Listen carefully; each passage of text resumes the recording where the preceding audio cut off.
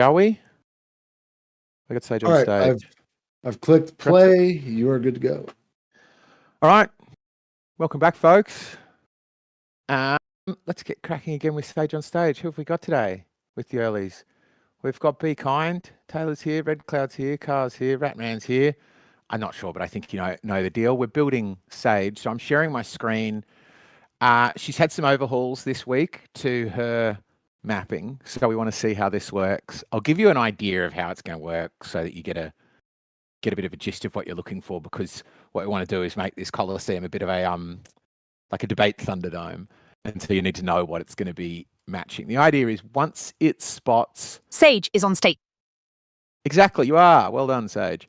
This will be a crux. The idea here is once she's recognised that a debate topic has started, this is just sort of a conversation topic at this stage, so we're all on the one side of it. But once we recognise that a debate started, we should get a pro and con side developing. And the idea is the biggest note wins. So if you make a good, valid point in favour of what you're trying to present, the idea is the mass or the size of this note will offset by somebody's on the other side. So the goal of this is to try to build an engine that can help moderate, facilitate, judge and score debates. I think in the long run, help people to think or at least speak more rationally and persuasively. So welcome back. How are you all this morning? I'm doing great. Yeah. Glad to have you. Yeah. Nice. So you've made some improvements on the bot, huh? We'll see. Let's not get carried away with ourselves. All right. Run out of tokens again on the AI. But yeah. Already? Oh yeah, I blasted through my Fable 5. They re-released Fable 5 and I just cooked it in a day and then put in like 200 more bucks and blasted through that too. But we'll see how well it works. Yeah. So who's got some topics? What do we want to talk about this week? I want to check as well what's been happening in the news. Because we can have a bit of a general chat. But has anybody come here? Because I do sort of finish each time saying if anybody's got a topic they really want to defend, have a think about it, come back, and you can be the sort of, you can pick a topic you want to defend and take the stage and choose an interlocutor and go for it. Well, I was going to go grab a couple more people. Taylor's getting her phone fixed. So I don't know if she's got that fixed already or not. But she's here in spirit. Red Cloud might want to say something. And here, but my thing might die. Oh no. Oh, you're here. Nice. This isn't a topic, but maybe a slight suggestion, if that's allowed. Yeah. Maybe when you start the show, talk about who won last Monday's debate. Like a quick recap, or is maybe not? I don't know. Yeah, let's try and remember actually, because I have a brain like a sieve. I don't think I could remember 40 minutes ago, let alone last week. What were some of the things? We went through Iran again, didn't we? What else did we discuss? You were here last week, Ratman. I don't not the best for the recap either. I just thought it would be cool to see who got number one place, kind of like a podium, first, second, third. That'd be a fun. So we haven't. Yeah, last week didn't have this system working, so we didn't. This is the first week we have even a potential to have the truly impartial thing. Well, actually, would you say it truly impartial? But the AI wasn't doing this weighing thing just yet. So we didn't have winners from last week. We may be able to get a winner out of the system this week. It's still being built. So I don't want to overpromise there. Totally. Just maybe like a finished product thing. That would be cool to like have the podium champs of last week. Because that would probably incentivize people to come back and be like, oh, I want to get number one spot again. I want to get number two spot again. Yeah. Yeah, I think that's it's a very good idea. The thing I'm doing, as soon as I'm confident that these squares go the right size, the next plan is that it's got scores. So you've got a leaderboard for each week. So who's got a topic? What have you come with? What's on your mind this week? What's on your mind, Ratman?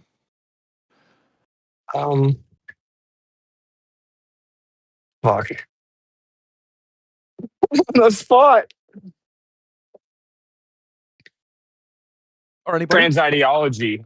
Trans ideology. Tell us, what are your views on it?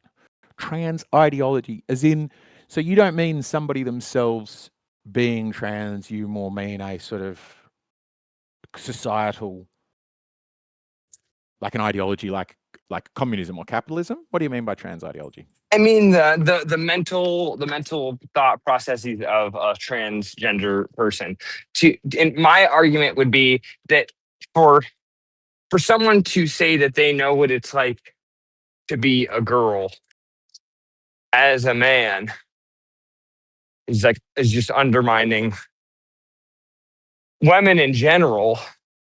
And like, I don't know, I'm not gonna make my point properly. I have to think about it more. Yeah, I think that's a good one. Oscar, would you take the other side of that?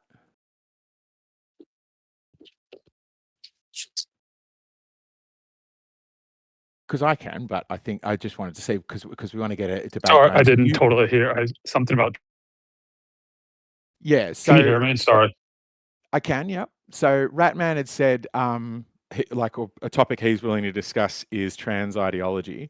Like I think the way you put it was that a man claiming to be a woman undermines like womanhood, or the existing definition of woman. Is that what you were saying, Ratman? It undermines that, and it also confirms the idea of a societal standard of what it means to be a woman. While the same group is going to rally and lobby against those societal standards, they're going to confirm them in the same breath by saying, I know I'm a woman because, example, my favorite color is pink.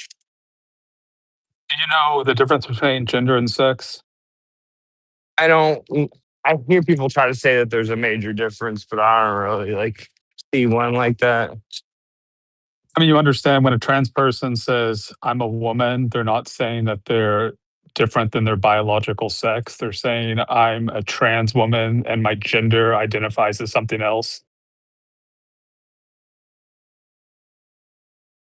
Yeah, but it's just like to say that you confirm with a woman, you align with women because you do this one specific type of activity. All you're doing is just confirming societal standards on what it means to be a woman. Well, yeah, that's what gender would be, right? So like society, there's like social constructs on what a woman is, right? And that's what gender is, you know. They like different colors, they wear certain things, they have like a certain like emotional profile, so on and so forth. So when someone who is a biological man says, I'm a transgender woman, they're saying, yeah, I know that I'm a biological man, but I identify with the social construct that is a woman in the gender roles. Are they saying that because you see situations of doctors having to tell male to female patients that they can't give them they don't need an OBGYN and shit? Like, I mean, why that would you need sounds to like tell them that? I would be highly suspect that that's something that actually happens. And if it happened, it was probably some random instance of someone trolling. That's the sort of thing you see on libs of TikTok and like, far right, like hysteria. I Yeah. mean, it's like hysterical. Like most like transgender people, if you meet them or talk to them and you say, are you your biological sex that you were quote unquote assigned at birth? They will say, yes, I am that, but I identify as a woman because, that's how I feel on a deeper level.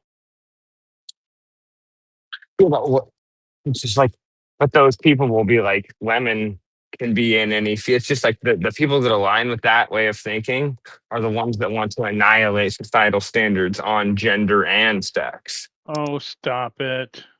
Hey, NASA. Okay, actually, NASA rage baits me too well that I can't continue in this conversation. Because Well, you can continue chatting with Oscar, because I think, yeah, as far as I can tell, the point you're making is slightly different from, it sounds like, the point you're rebutting, Oscar, where it sounds to me like Ratman isn't saying that he doesn't agree that gender and sex are different, but that, because it's something I've thought about a bit as well, where if I say to somebody, oh, girls tend to like horses, boys tend to like motorbikes, there's a good chance that a group of people would say, that's horrible, how dare you say that? That's, gender essentialism or something like that. It's saying that genders have distinct behaviors, and that's not allowed because it's, it sort of perpetuates the patriarchy and keeps women down. But then it sounds like the point you're making, Ratman, is then if we say, my boy, I have a male child and he likes girly things, they go, well, this must be trans. And so on the one hand, one might get in trouble for suggesting that girls like girl things. And the next, it's a sort of diagnostic criteria for a sex change. Yes, exactly. Thank you. That is my to a T. Yeah, so I understand that. Sorry, my dog's barking. But like there maybe are some contradictions, but we're in a transition phase, no pun intended, right? So like our vocabulary has not fully caught up, and the way we conceptualize gender and sex is not fully caught up because this is a not relatively new thing, as in people weren't transgender before, but as far as like our language developing and having like a psychological profile around it, it's a new thing and people are sort of catching up to like the clinical terms and so on and so forth. I think that's all that is. And like for example, like another thing that kind of would back my previous point is like when you see situations of like the what is the study where they gave women testosterone and the women that actually received the testosterone filled out, and then the ones that were on the placebo displayed traits of what they believed toxic masculinity was. And I believe that that's another assurance of societal standards on what one gender thinks of the other one. It's not, no one can actually truly become the other one. They can only play the role as efficiently as possible. And that's why you see, like, for lack of a better word, studs that like act kind of toxic masculine, you know, they have they wear the flannel, you know, they walk around chest out, they're kind of abrasive, you know, they don't. I'm not like that as a man. I'm a man, you know. I have a lot more woman characteristics inside of me than they do. Do you think that there's something it's like to be a man and there's something it's like to be a woman, or you don't think that there's something that's like to be a man and something that's like to be a woman? On paper, as transgender and maybe lesbian, butch, whatever, I think that is almost a form of transgender, would like to make it seem. It's far more nuanced. That's why I made the point that I have woman traits in me that I'll never be able to annihilate. But they're the woman traits that someone who is transitioning from a female to a male will be able to annihilate. And they're necessary. That's my point. You may have like feminine traits. I don't think you have woman traits, but like I would say, you know, deep down that you feel like a man, correct? Yeah, I know Okay, I'm a man. Okay, do you think it's possible for someone deep down to feel like they are the opposite gender than the sex that they were assigned at birth? No, because it's so nuanced and because there's such a large spectrum that all it would be is just a confirmation of a societal standard. Okay, so let me. This is going to sound like a diversion, but it's not. Like, do you think that someone can be born gay? Yeah, because people can't choose to not be gay, which proves that they don't choose to be gay. If it was just a choice, they would simply choose not to be gay anymore. Yeah, but what's fundamentally different between that and transgenderism, right? Like in the same way that like wanting to have sex with like with someone of the same biological sex you were born would be an unnatural trait, quote unquote. It could just be the same thing with transgenderism, right? They feel not just attracted to whatever or whoever they're attracted to, but they also feel like they are in the wrong body in some way. Yeah, but also people are not born gay 100% of the time. You can be formed gay from sexual trauma. And again, these are perversions of the normal. And so it's not, of course it will exist. Yeah, but Sorry. if even one single person is born gay, I would just say, okay, how come one single person can't be born transgender where they have the complete conception that they are in the wrong body? Because the wrong body idea is a form of body dysmorphia. The right body isn't the woman body because they have no perception of what it is to be a woman. They can, again, only confirm a societal standard.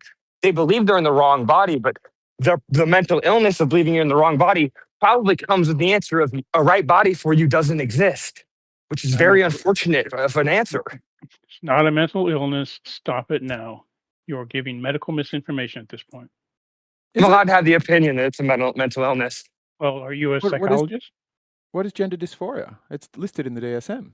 Isn't it? Gender dysphoria is not being, it's the dysphoria from being in the wrong body. Not all transgenders have dysphoria. Really? Yes.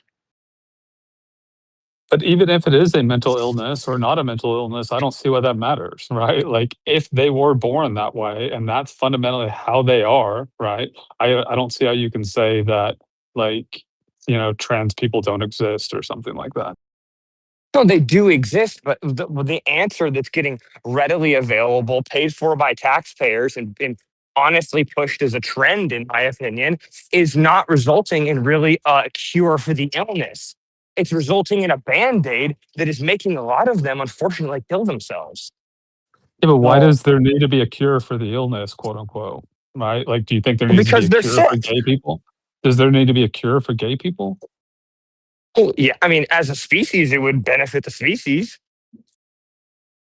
So you realize you're arguing for conversion therapy, right? No, I'm not. So If what that's does the as a medicine and that was that a medicine yes or a worked. no? Was that a yes or a No, no? it's when not a you yes said or a as no. a species? Well, the question is far more nuanced than that. If a form of conversion therapy that wasn't traumatic, that you could consent to, that people actually wanted, yeah, that would be a form of conversion therapy. But whether it be a pill, oh yeah, that I would go for that. But yeah, I'm not going to say that they should electroshock the gay out of them. Okay, but there doesn't seem to be any such thing.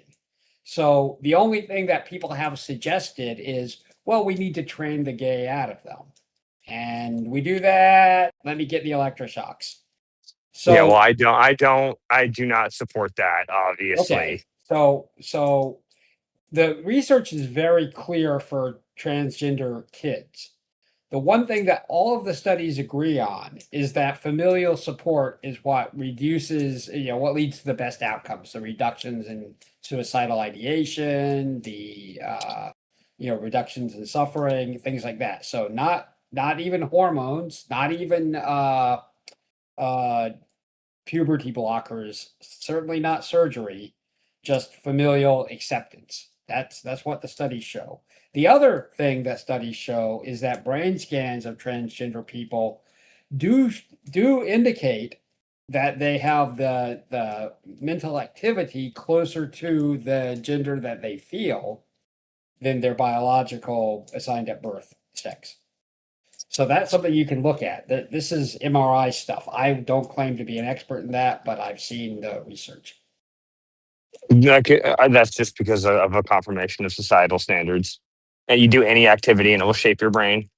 Wait, are You you goon 24/7 every day, and it's gonna fucking make your So- brain You're an different. Like, You're an, So you're an wait, expert in brain NASA. science. Hold on, NASA. Hold on. So you said that like you're very sure of it. How certain are you of that, Rat? dude, not it. But I What's that? speak with confidence. Not at all, but I speak with confidence. Kill me. I just wanted to be clear that that was some bullshit. That's fine. That's my you argument to said it be like made. you're Isn't this certain. kind of the thing? Go debunk my bullshit. This is kind of. I'm Well, just pushing the what I'm conversation telling forward. you, what I'm telling Yeah, you is from a I think study. I can get the let's let study. Shill, you 'cause an started interesting saying something thing- about brain syndrome. What were you getting at? who said something about NASA show? Did you get? No, that was his bot. Oh, you're an expert in brain syndrome, right? Because I want to take it back. So it's rather than it's just sort of is it valid? I think that the interesting question it started with, because it's something that's occurred to me before, is affirming the sort of not rights but identity, I guess, of trans people. Is that somewhat at odds with the idea in other parts of avoiding gender essentialism, avoiding sort of? I feel like the point that you were making, Ratman, is one I've considered a lot, which is we've moved so far away from saying that there's manly things and there's womanly things, but a lot of what the trans ideology, a lot of what it would take to diagnose somebody would involve affirming them almost in a medical sense, to be like, yes, liking a motorbike is something that goes in the column of whether you're trans. And so rather than needing to debate the validity of any given trans person's identity, what does it do to the ideology do we end up having to say, okay, actually, it's fine if boys like boy things, and affirm that and talk about that openly and say we're boys, we like boy stuff? I think you just gotta ignore boys will like girl things, girls will like boy things, and that's something that everybody has to admit. And now we're turning circle on the ones that we're trying to annihilate the concept, affirming the concept more than anyone. So Dude, what happened to tomboys? Where'd they go? I think there are still tomboys. I don't think that tomboys decide to become to go as male, gender. I'm not. No, but Have you tomboys seen have to that? have a counselor at school pull them aside and tell them, hey, there's resources for you.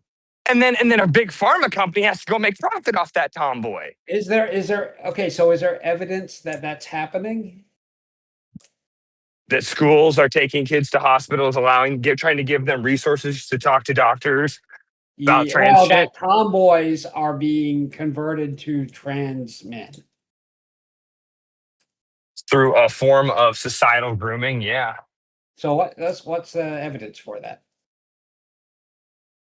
Trans ideology. What's that? Trans ideology.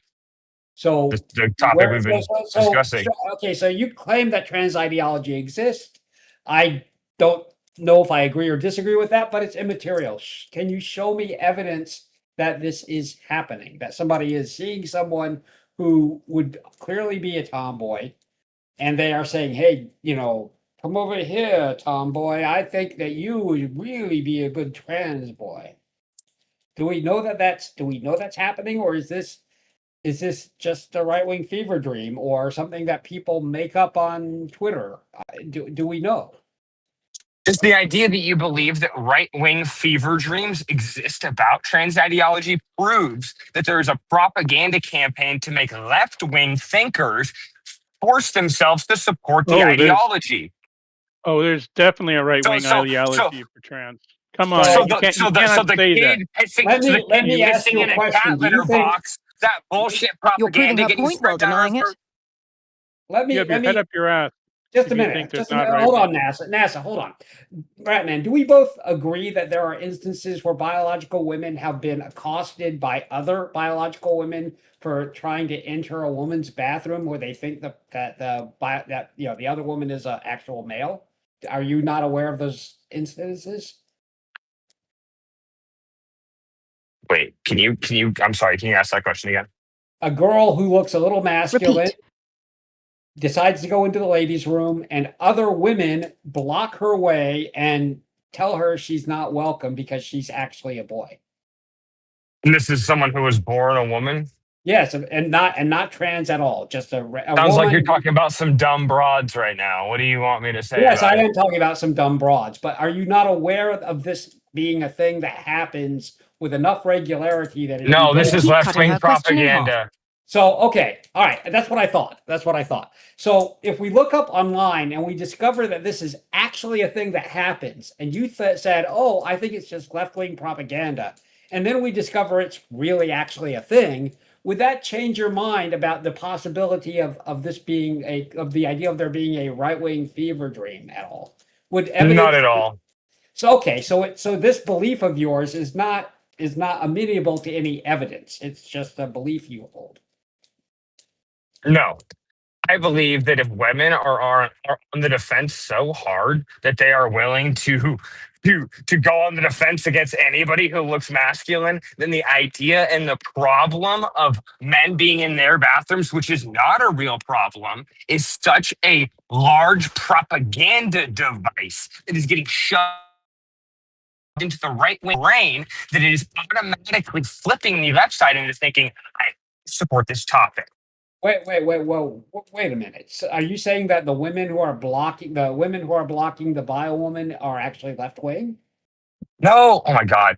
They're probably consuming right-wing propaganda and drummed up into it. And the fact that exists in a campaign to spread that exists, it makes the left side people support it immediately.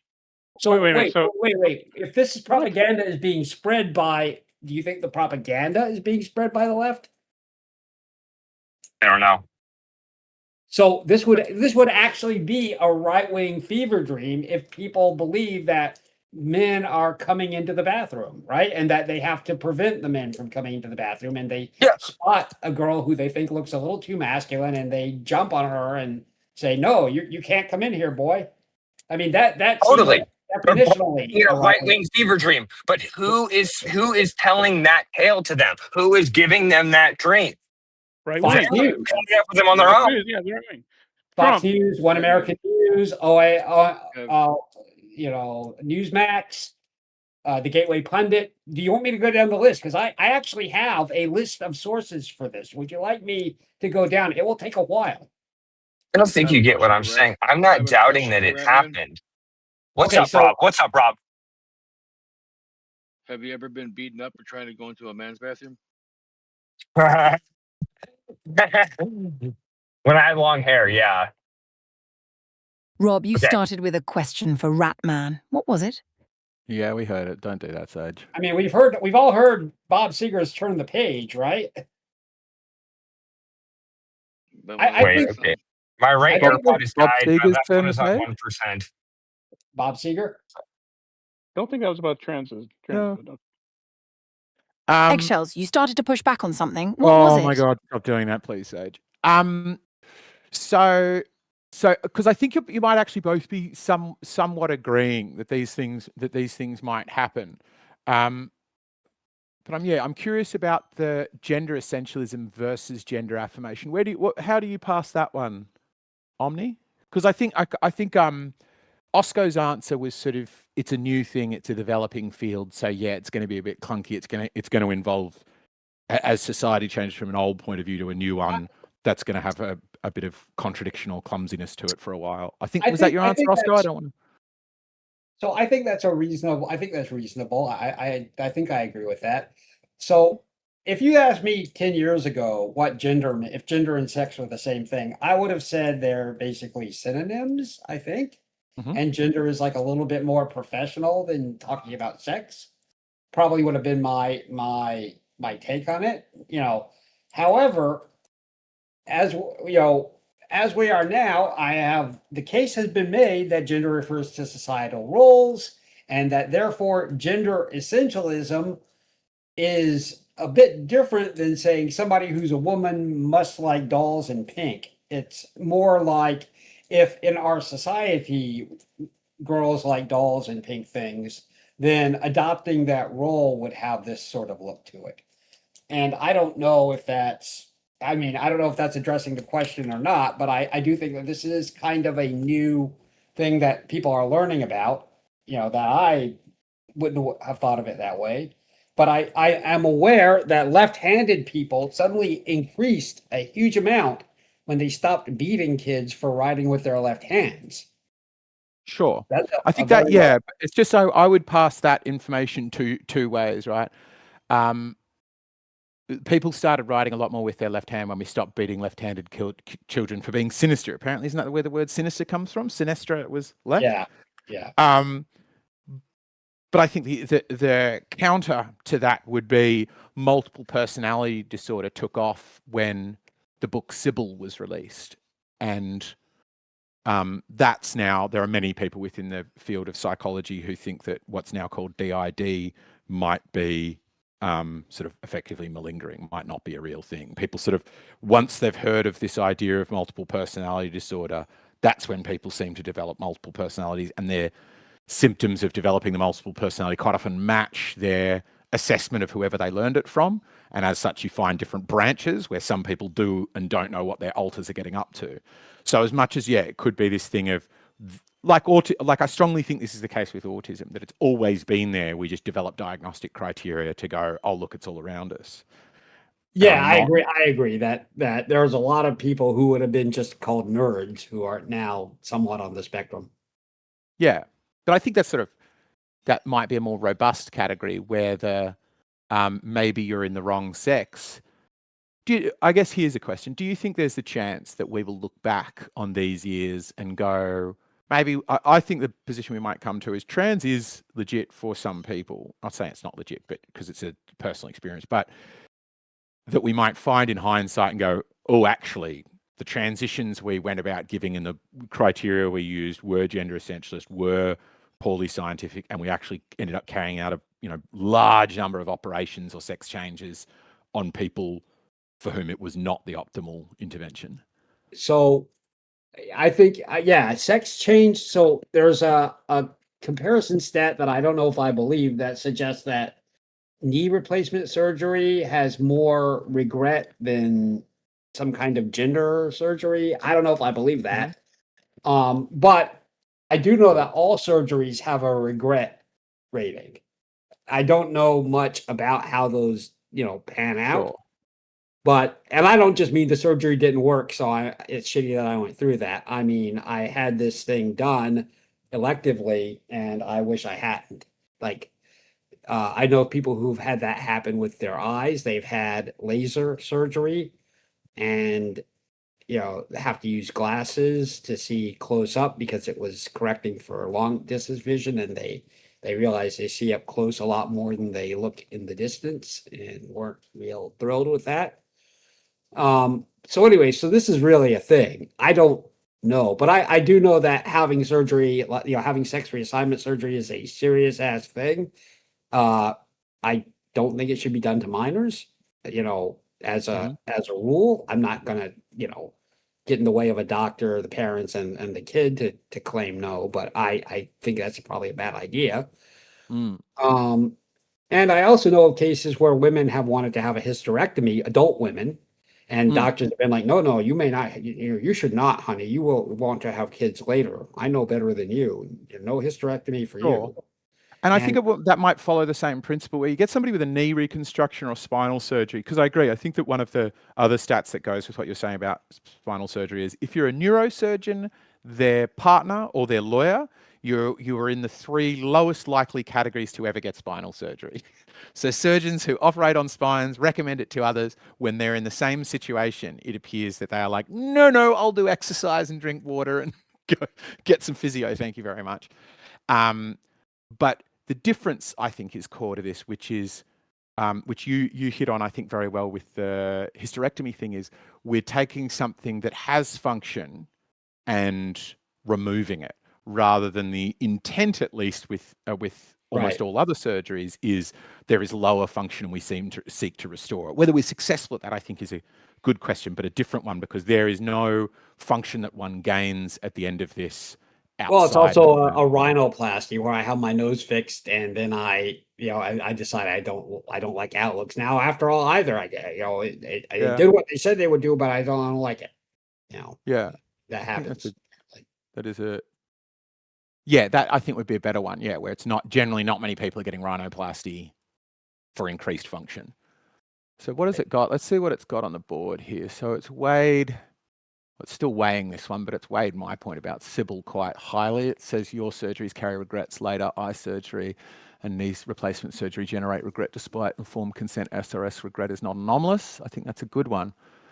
Where are Ratman's points over here? Trans ideology create a logical contradiction, rejecting gender standards while using them diagnostically. I think that it thought that was a good point, but it also thought Oscar's and Omni's rebuttals were very good.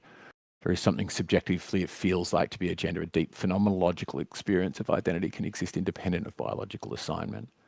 That's the sort of, that's to me a broad crux here. What does it mean to be something? Like, because there's something broader, isn't there? Do I get to choose? I might get to choose what people call me. At what point does the limits to my self-definition intersect with your right to think whatever you want? If I say I identify as a smart person, are you free to think, no, actually Eggshells is an idiot? It's a good one. The mapping is nearly working. It's judged that my Sybil point was a dodge. Does anybody want to answer that one then, to see if we can get this dodge suspected to go away?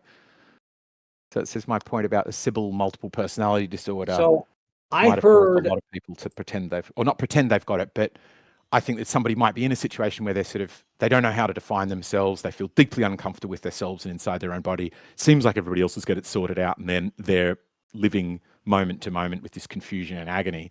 And if you put on the TV screen, hey, it might be multiple personality disorder, there's a chance they go, yeah, that. And I think So, Ratman's point is, could that be the case for so SRS? I heard that it was bullshit. That the Sybil thing was both. I don't know jack about the case. So I heard it was bullshit a long time ago, and that the actual the actual thing is very rare. I Yeah. saw somebody on a board doing a Ask Me Anything about, and they claimed they had multiples, and apparently they had a diagnosis, and I don't know how they verify it, but it was, it was kind of an interesting read. So I can see that, I think that that is an effect, but I think the counter argument is the left-handed thing, right? We saw left-handed people rise to, what is it, 12% of the population after they stopped, beating the crap out of kids for writing with their left hand. And I don't know that, like maybe it can go both ways, but I'm not sure which, I don't know that we have a great way to tell which it is. And with left-handed, it's an internal sense, right? You just have a sense that your dominant hand is your left or your right. Yeah, we have nothing beyond the self-report to go on. This kind of seems to be in that category where, the symptoms, are hard to judge from the outside. Yeah. Yeah, well, I think so. It's interesting to me in that, that Sybil case, she admits later that, I think the story goes, she was so obsessed with the psychiatrist that she just started.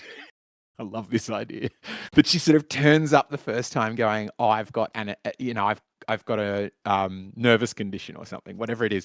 She keeps going back and booking appointments with this guy, and because he sort of sees himself as beyond just a clinical psychotherapist, but like a sort of research and clinical, and so he's just really uninterested in her while she's got really boring conditions. And apparently, she sort of says this later, that she one day she just makes up that she's got multiple personalities, and from that day forward he becomes obsessed with her and keeps saying, we need more appointments and da da da da. So she keeps making up more and more alter personalities, and that's the point that I think that you raise is a really good one.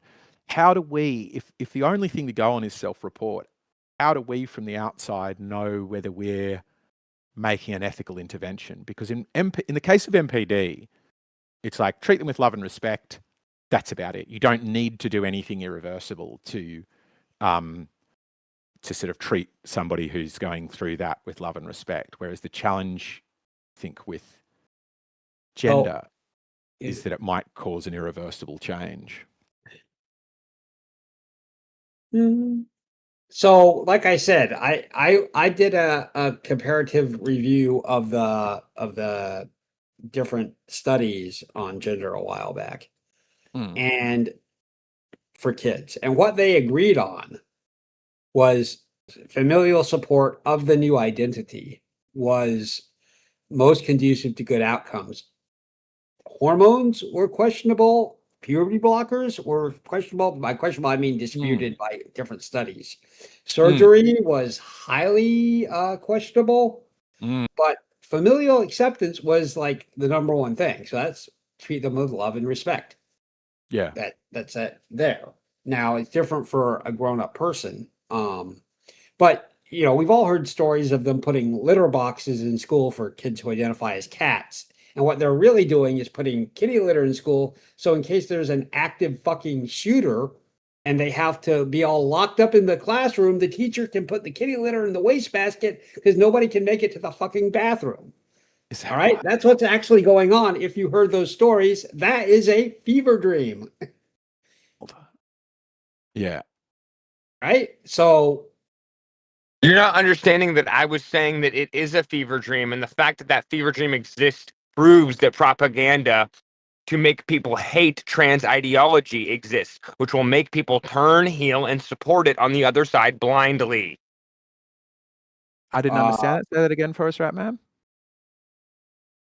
The fact that that right-wing fever dream exists proves that there is someone drumming up that dream to them, that there's propaganda being spread for them to take in. So right-wingers hate trans people without thinking about it, and immediately the left-wingers will turn heel and support trans ideology without even thinking about it. because they see that right wingers hate it. Okay. Oh, so you're sort of saying the polarization of the debate means that you're already going to fix people onto sides. Okay. I mean, there's probably some truth to that, but it doesn't change the fact that it's a good way to get people to the polls for the right. And if the left is, responding to that, like, I don't know how that moves the needle in some way. Yeah, I agree that super polarization isn't good, and just hating something because some other guy likes it or vice versa is probably not real smart. I agree with that. So if you want an idea to be supported more than ever, make the other side hate it more than ever. So the left people should really hate trans folk. What? If the left people wanted the right wing to support trans ideology, then they should turn their guns on the trans people. Yeah. Well, I can accept that. I mean, in a kind of in a vacuum, but I do remember Kylie Jenner complaining that her passport, now has to say it's a man because she voted for Trump and that's what she got. So I don't know. That's a trans person who was burned, and rightfully so. Like, what did you think would happen? But You mean Caitlyn Jenner? Caitlyn Jenner. Okay, yeah, yeah. All right, that's a good one. Can you please judge this trans debate, Sage? It's a good place to pause, I've decided. Judging trans debates, it's still getting gay on the wrong side.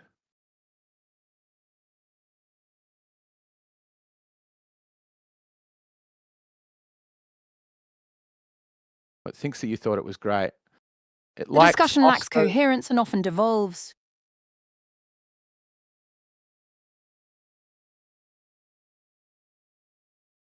Lacks coherence and often devolves, and that's all. Okay, so I thought Ratman presents strong personal opinions but often resorts to blanket statements without adequate support. Osco attempts to introduce clarity by discussing the difference between gender and sex. So, of us four interlocutors, Osco won that one. Take your victory lap, Osco. Okay. Just happy to help. It's a good one. It's a good starting one. I like it. Some parts of the system is working. It seems to have split the Sybil discussion between two cruxes, which made it a little difficult, but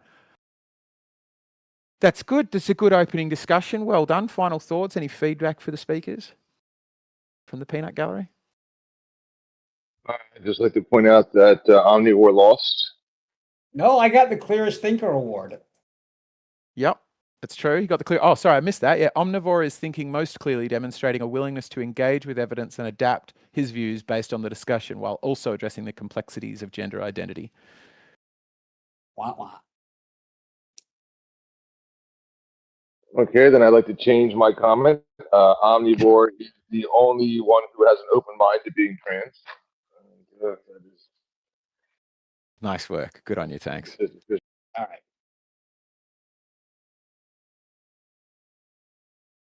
Okay. That's good. Okay. So what else is on people's mind? I think we've given the trans one a good old run there. It's always a thorny one. Or any other feedback from that? How's it working? Anybody watching the viz? It's still a bit chaotic, but it's working. It does look better. How are you handling so obviously the problem is if it's moving too fast, the latency for Sage to keep up is going to be the problem. Yeah, that's some of it. Some of it is latency. I've got sort of little masks for that aren't quite working yet because these small notes pop up pretty quickly. So the idea is small notes pop up pretty quickly and they're just getting a bit lost, and then they will get formed into larger sort of here's the gist of what their whole case is. And then what it's trying to do, so you can read the language of the board, is it's trying to look at these as when they lock over at corners, that the idea is one is rebutting the other. So this should respond to that. Let me see what this one says. Sybil case was unreliable. Later confessed. See, this is interesting. You didn't say that. You said you've heard it's hogwash, and I was the one that said she later confessed. Oh, no, but you did repeat that after me. Okay. I had heard it long before. I saw something in the news about it recently, but I had heard it, I thought, years ago. But yeah.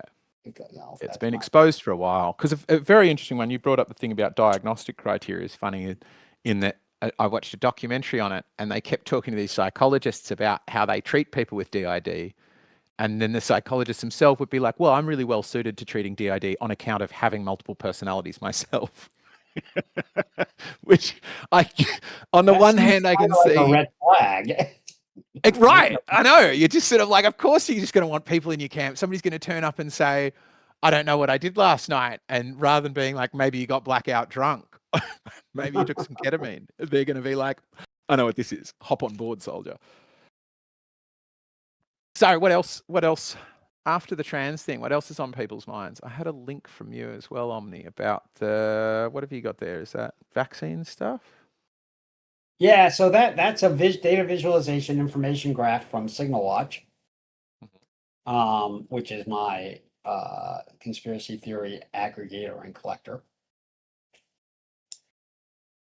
So it's this is showing the purple ones are all of the conspiracy theories about vaccines, and then the red circles are which the bad guys are for those vaccines, and there's for those conspiracies, and there's a bunch more data that's not on there. But here's an interesting one. I just went out the other day. I've joined the Rural Fire Service here in Oz. Just went out the other day and met somebody who had a legit vaccine injury. It was my first time.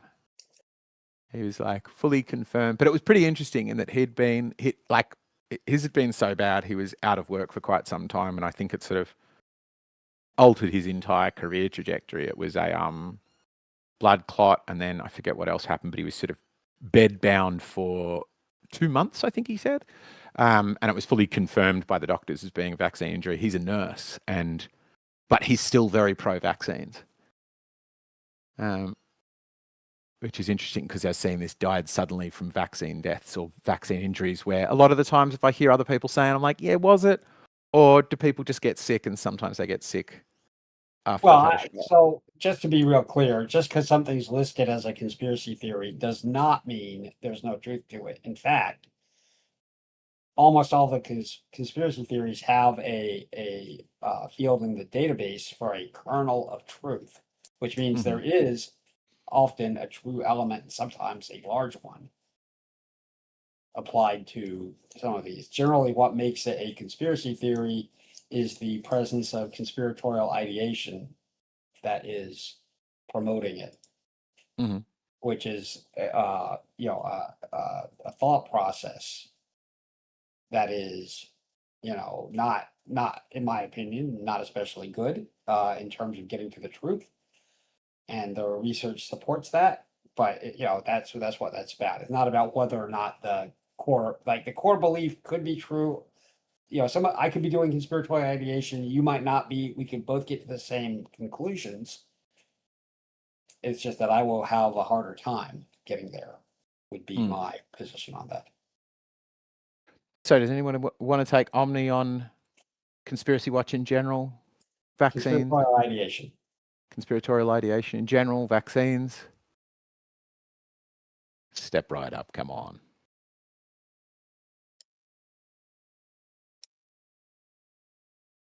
Okay.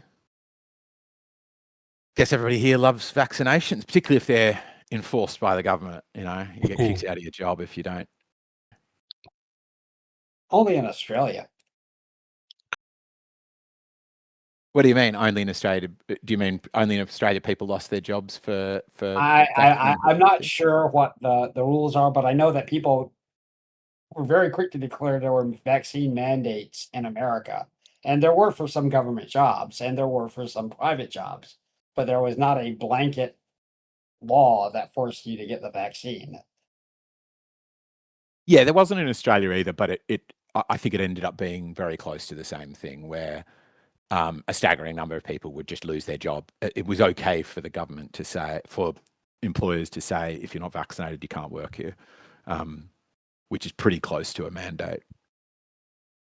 Yeah, I mean, yeah, I don't disagree that there was huge amounts of pressure on people.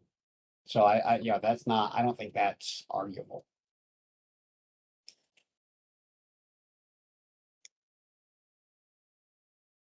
Step up, team. Who wants to debate? Go on, flying. Tell us. So, so what's your main claim, Omnivore? That there are some vaccine injuries, but it doesn't meet the threshold of a conspiracy or something. Well, I would. So first off, I don't even know if I'd say that. I would say that the conspiratorial ideation around vaccines has created sort of a epistemic fog or a difficulty. So the people who believe that it's a conspiracy theory, let's say they think it's part of the depopulation agenda, where they think that the people pushing the vaccine have loaded the vaccine with toxins that will kill everybody in 3 to 5 years worth of time. I think those people in 2020 are going to have a hard time getting to elements of truth when they have adopted that position. I think people that think that there are microchips in the vaccine that are going to be activated by 5G towers are going to have a hard time getting to the truth about vaccines in general. I think people who believe that there is no such thing as a virus and that all of this virus story is concocted by nefarious powers or misguided people and that vaccines are simply poisons are going to Yeah, fair enough. Yeah, I do agree with every point you made there. Like the wild claims that everyone was going to die in 2 years and stuff like that. There's no evidence. So, but like, I am a full-on anti-vaxxer. I do believe that way more people were killed and injured than the official figures. Yeah, I mean, do we? It depends on what we know. What do we know? I don't know offhand what the evidence for that is, but I accept there could be evidence for it. So. Yeah, but the main evidence they point to is the excess deaths worldwide are way higher these last 5 years, and it doesn't seem to all be attributed to COVID. Like in Canada, like 2 years ago, the leading cause of death was unknown cause. People were just dropping dead, and like they weren't sick with COVID at the time and stuff like that. That's what gets us to worry about. Is it causing heart attacks and stuff? That could be though. I mean, I haven't looked, so that definitely could be. If there's a bunch of excess deaths and people don't know why, that does point to something, certainly. Yeah, and the fact that the media were keeping quiet about it, like if they knew it was just COVID causing these long term, that they would have happily said so, but they really didn't want attention to be drawn to it. And are you saying the way that Sage has interpreted what you're saying, Flying Scotsman, is, if I'm to get this right, I'm just trying to understand, is we've seen that there are these excess deaths, but we don't know, and they're being attributed to COVID or unknown, but you're saying those excess deaths could be evidence that the vaccine is the one killing people. Is that right? Yeah, I believe the vaccine is the main contributor, along with stuff like long COVID. That's definitely killed a load of people. So you do think COVID's real and does kill people, just also the vaccine? Yeah. I think that no virus theories are incredibly dumb and stuff. Yeah, like I just believe the vaccine did more harm than good, and it may have prevented some COVID cases, but I believe your chance of side effects is worse. Like I got chronic fatigue 4 months after my COVID jab. So, I'll never know if that had something to do with it. And my fatigue, it is now known that that can be caused by the vaccine. Like Yale has written articles on it and stuff like that. What CFS can be related to? Yeah, well, it basically like sort of long COVID, but people were getting that after the vaccine as well. Yeah, like right. Yeah, if you look up Yale post-vaccination syndrome or something. And like I was listening to a guy on a podcast, he got the exact same side effects as me, and he got it like 2 days after the vaccine. So I'd say in his case, it was clearly the vaccine. For me, it was a 4-month gap. So, but I believe the vaccine's the most likely candidate because I didn't have COVID at the time, so I doubt it's long COVID. So PVS, post-vaccination syndrome, I say. Chronic fatigue. So yes, research indicates that some individuals experience excessive chronic fatigue alongside other debilitating symptoms as part of a condition called post-vaccination syndrome, right? So Yale School of Medicine, and that is proper Yale, isn't it? I always feel like I've got to check these things where you're like, has somebody just named something Yale? I think that's legit. I'm just looking at it on your screen. I think that's legit. Yeah. And then biological mechanisms under review. Because it kind of makes sense, right? The idea of the adjuvants is that they're meant to create I've heard it called, I'm just using fancy words now, cytokine storm, but essentially it's meant to piss off the immune system, just sort of wake it up so that you're like, hey, send some white blood cells this way so that more white blood cells get a look at the deactivated virus before it gets flushed from the system so that they're aware of it next time. Is that just how it works? You're going to correct me on this, I feel, Omni. What's that? How, like the idea that the vaccine has this adjuvants that are meant to create, meant to essentially make you a bit sick so that your immune system wakes up.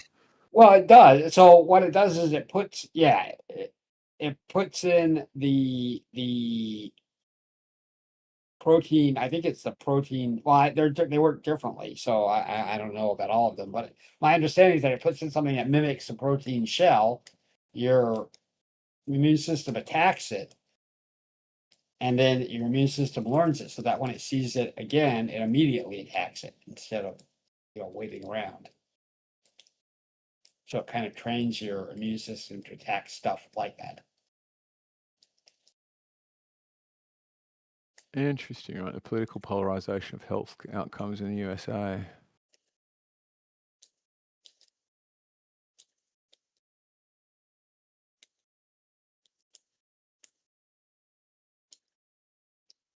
I cannot read that. Yeah, that's going to take a while to read, but essentially it's the more you distrust medicine and doctors, the more likely you are to get sick and not get help. Yes, that's what I've often wondered about people who are like, I've never been sick a day in my life. I'm like, or have you, and you just refuse to go to the doctor? I mean, you're like, our kids don't have autism. Yeah, but don't they really?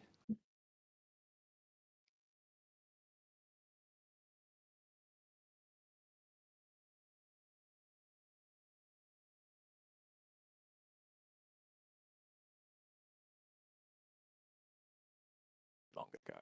Okay.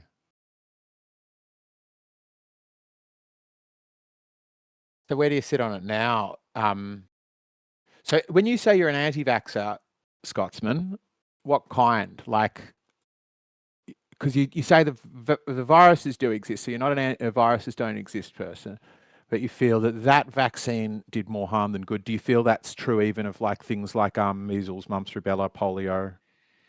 Yeah, I think most vaccines of the modern ones do more harm than good, but I'm open to some of them being good. Like, I think the polio one, that did have a proper placebo trial, and I accept that one. That probably did help a lot. And like even right now, if I had like rabies or tetanus, then I would get it, because in that scenario, I believe it's worth the risk. And I believe the mRNA ones are far more harmful than normal ones. And I had vaccines my whole life because I have a lung condition. And I had the flu jabs up until 2020, and then around early 2021, that's where I start to see social media videos of people claiming they're injured and stuff. So I didn't want the COVID one, but then my family pressured me into it. Your family pressured you into it. Oh wow! So you were skeptical or resistant towards vaccines Yeah, just at the start of 2021. Yeah, and then what? Your family pressured you into it? How? Yeah, because I live with my parents, and I do have a lung condition called cystic fibrosis. So like, I was on the vulnerable list. Like, I was offered Yeah, it right. when all the old people were getting it. But I was quite fit at the time, so my parents were sort of like scared into it because all the numbers made it look like people with my condition were dying more, which some were, but there's others with my condition that are far worse off than I am. I mean, like, they didn't force me to have it, but like my dad got angry and told me I have to have it, so I just gave in.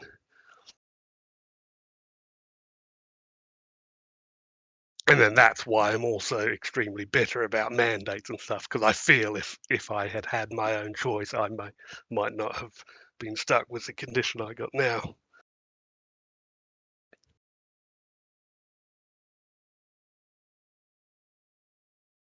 So you feel it's made it worse and you might have been better off without it, even getting COVID? Yeah, I mean, at the time I was fit. I could run 10 kilometers in 53 minutes. Despite the lung condition I had my whole life, that was fine. That wasn't a big issue. But in 2021, when I got the fatigue, that was really bad. I had to quit my full-time job, go part-time, and it still hasn't gone away. So I don't think COVID would have been that dangerous for me. And I caught it anyway in like 2022, and I hadn't had a vaccine for like a year, so it probably didn't make much difference. Maybe it did, but the COVID wasn't that bad. It wasn't even as bad as the flu.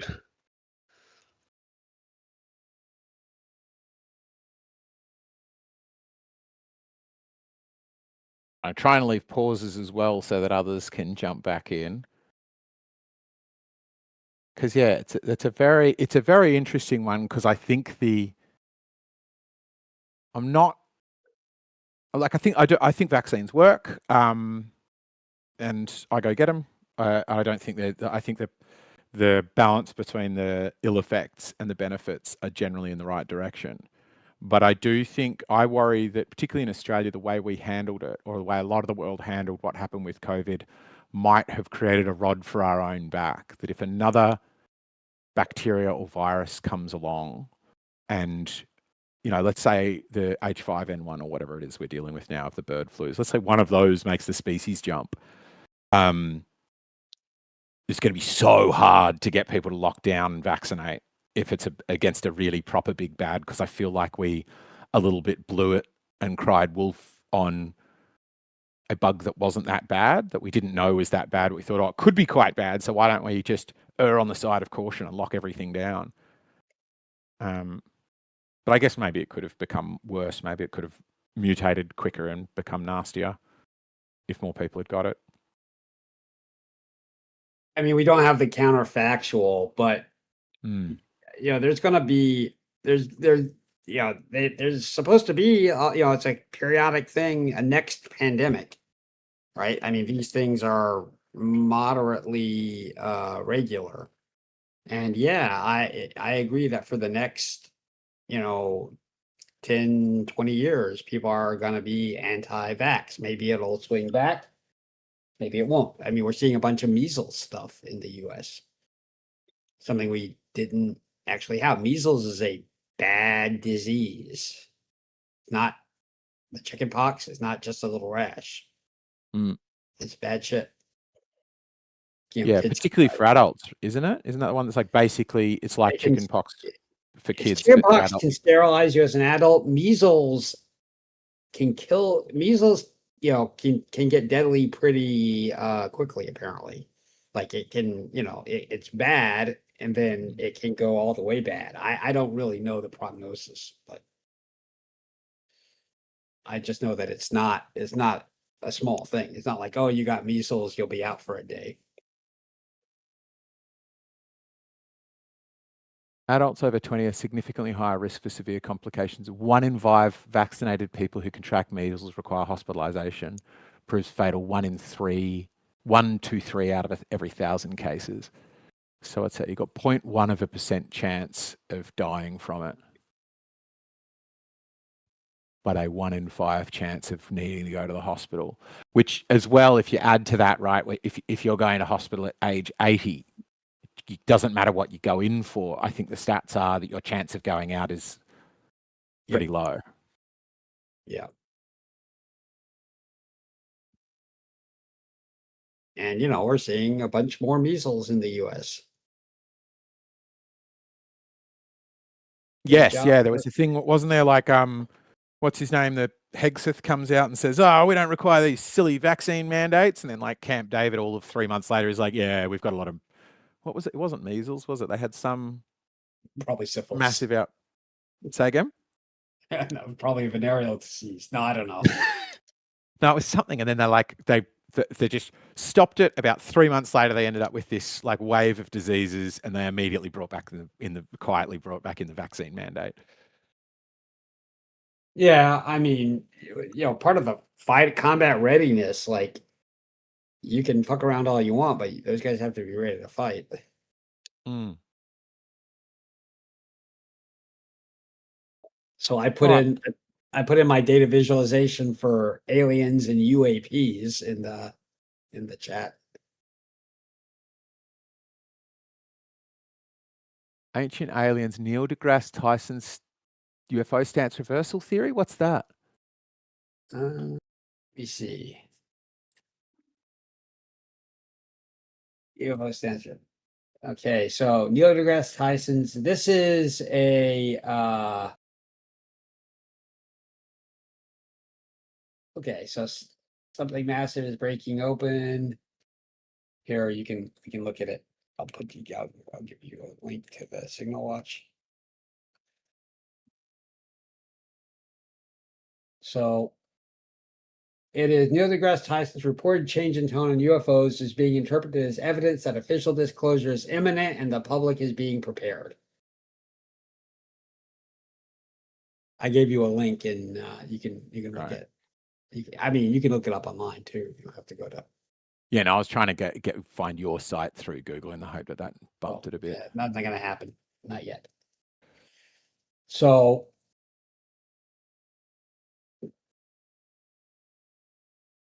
Where do you sit on UFOs, Scotsman? What's that? I'm just wondering where Scotsman, because Scotsman is believing in conspiracy theories, but I find many of your views a little bit like Yasko's, like might be similar to a lot of other conspiracy ones, but like on the vaccines one, you're worried about the effect of vaccines, but you think that viruses exist and that vaccines can work, and that's a somewhat nuanced position. So where do you sit on the UFOs? Oh yeah, I'm all in on UFOs and aliens. I do believe aliens are here on Earth and interacting with us and probably ruling over us. So I don't know what the specific change in effect is, but why his stance changed. But just looking at this, it's, you know, I mean, not hard to see why people interpreted it that way. Apparently, you know, all the UAP stuff he softened on, you know, this is all bullshit. Is what it looks like.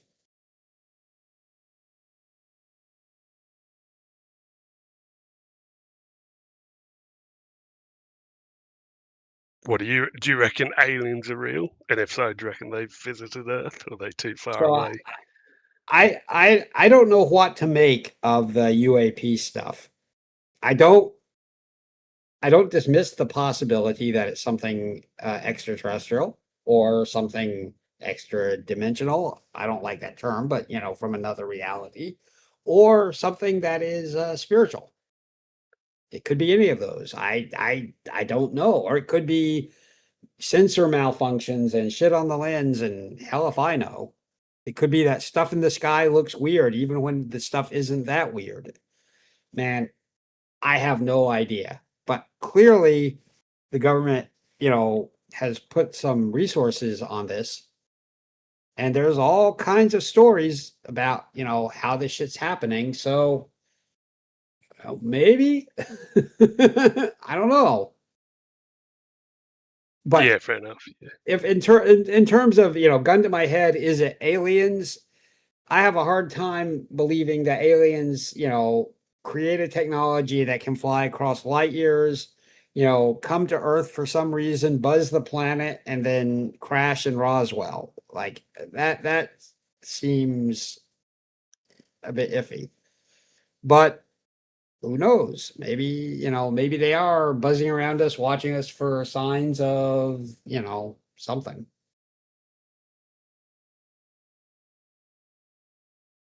Yeah, and I do believe a lot of UFO sightings could also be secret military technology. Yeah, But yeah, I do believe aliens are here obviously too. that's a possibility, especially with drones today. Like there's all kinds of weird shit flying around. But, that doesn't mean all of it is, and I don't know. And I'm sure some of it is, some piece of weird tech.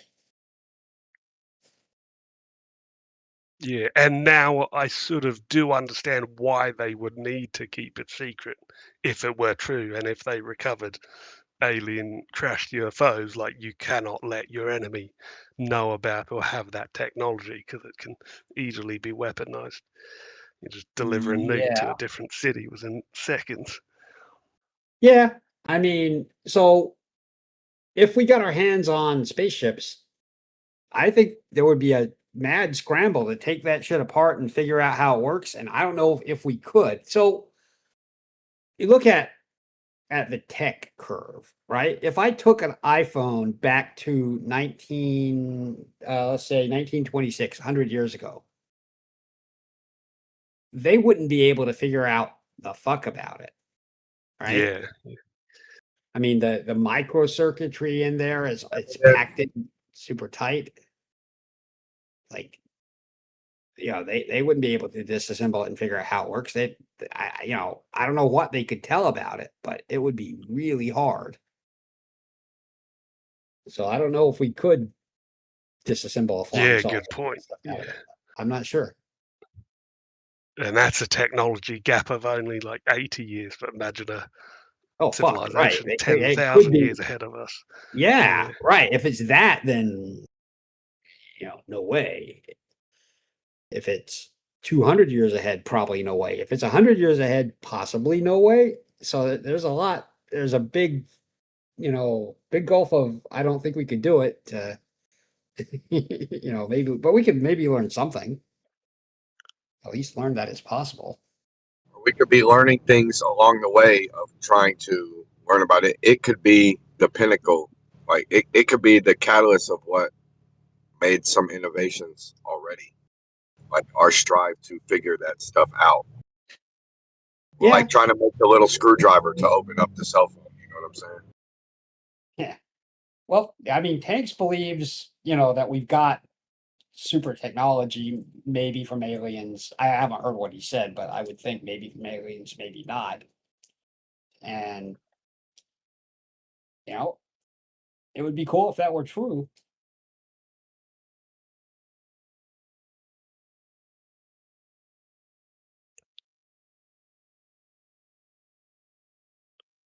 Where do you sit? Where do you sit on it, Kool-Aid? Where'd he go? Oh no, there it was Don. Yeah. It's suspicious that they're giving us some videos. And that's suspicious. Oh, your mic is cutting in and out. Can we get closer to your mouth? You think that there's something videos? I just think it's suspicious that they're giving us the videos. It just seems weird. Yeah, well, a lot of people were saying it was Trump just doing anything to be like, look at anything except my associations with the gang of pedophiles. Like, give them a war. That doesn't work. Give them a like aliens. That doesn't work. Start another war. Yeah, that's hubristic in my opinion. To just think that you just know the answer, like you've just decided that that's the one motivation. That's pretty hubristic, I think. Yeah, well, it's still. I would still love your mic to be closer still. But yes, it's very funny to me to say that we know that aliens aren't coming. But I think there's a strong argument to say you wouldn't. The first thing that turns up isn't going to be biological. So it could be they've been here for 10,000 years and then all bets are off. But if we've got, craft coming and buzzing us, they're almost definitely not living matter, I don't think. Or if they are, there's some sort of super advanced thing, but I would be sending robots and computer things and stuff that don't need to metabolize during interstellar space travel. All of this is assuming you can't do some weird stuff like fold dimensions and skip the space in between points.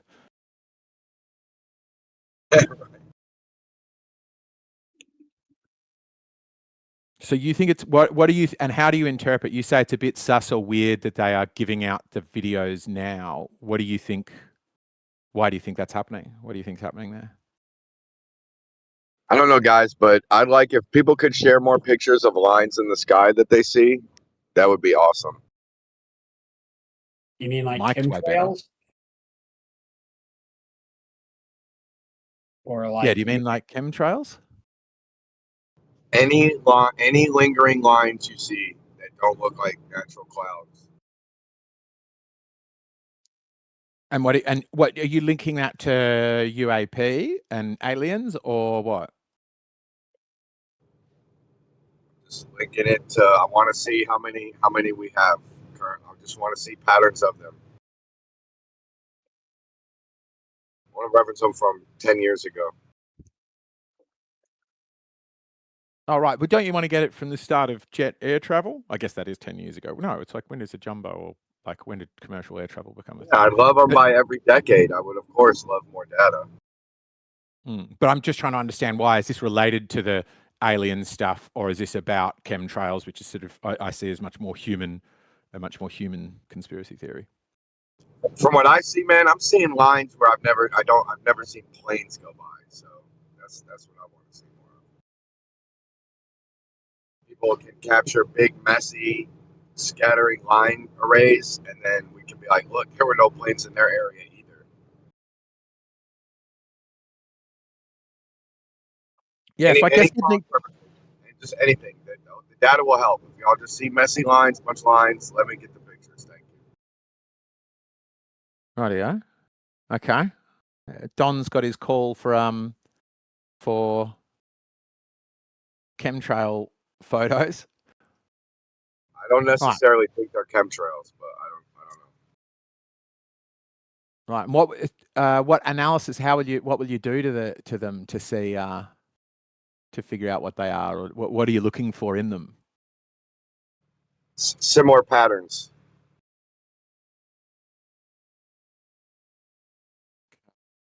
Similar patterns. Sounds like it might be a bit close to just pattern matching. That there's a chance that you might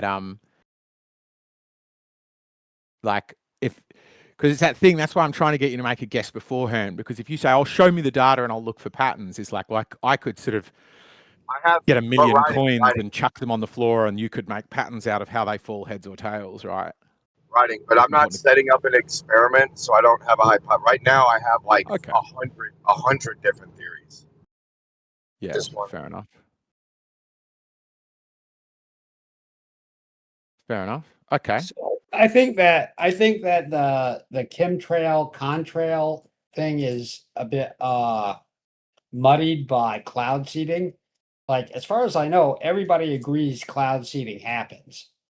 And if you say, well, they're cloud seeding, that is definitionally a chemtrail, then I don't think I disagree with that. I just feel like it's sort of obfuscating the conspiracy theory about chemtrails, which is that like civilian planes are spraying, aerosolized aluminum and boron and beryllium out of their tanks for a nefarious reason, not to create rain. Probably not everybody who believes in chemtrails believes in that, but I think it's pretty well established that those beliefs do exist. So I feel like it's either a Mott and Bailey where you say chemtrails are certainly happening and then fall back to contrails or to cloud seeding, rather. Or, you say, well, the cloud seeding is really a geoengineering project to blot out the sun like Snowpiercer or something. Can I say something though? Like, check this out. Have you guys seen me post dozens of pictures with the daily X up in the sky, right? There's like an X So I get it. If I'm seeing it every day, it could be that it's a common route, right? One plane's going one way, the other plane's going perpendicular to it, it's going the other way, right? There's an X. But it's just weird to me, like, there's not ever really like a big beginning to the X. Like, there's just an X in the middle of the sky. There's not like where it trailed up from some plane leading into it. It's just an X. Yeah, I've seen that before. Like you mean the sort of the contrail itself suddenly starting rather than appearing sort of at the horizon and streaking all the way across the sky. It suddenly like starts there, stops there. Yeah. It's like, and I've seen it in different people's areas. Like, I've seen it in movie clips, in advertisement clips, and random stock Google photos. Like, it's weird to me. I don't know. I don't want to change the topic. I don't know what you guys were talking about, aliens or whatever. I'm just saying. Well, we're getting a new one started. I think that's the contrails, the chemtrails one is interesting. Omni, you still up for it? We've got Bendy Spaces. Yeah, I mean, I can talk about chemtrails. I mean, I don't think it's a long argument, but I think I'm willing to do it. What if they're alien trails? What about that new angle on the argument? I like it. I think if the aliens are leaving trails in the sky, then I'm gonna wave if I see the UAP go by.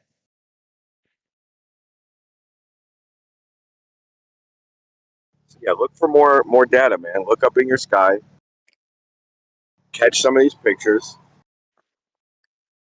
And then let's stop just assuming that there must have been a plane go by, and let's see if there really was a plane go by. When I look at the pictures, so first off, for UAP stuff, I don't even know.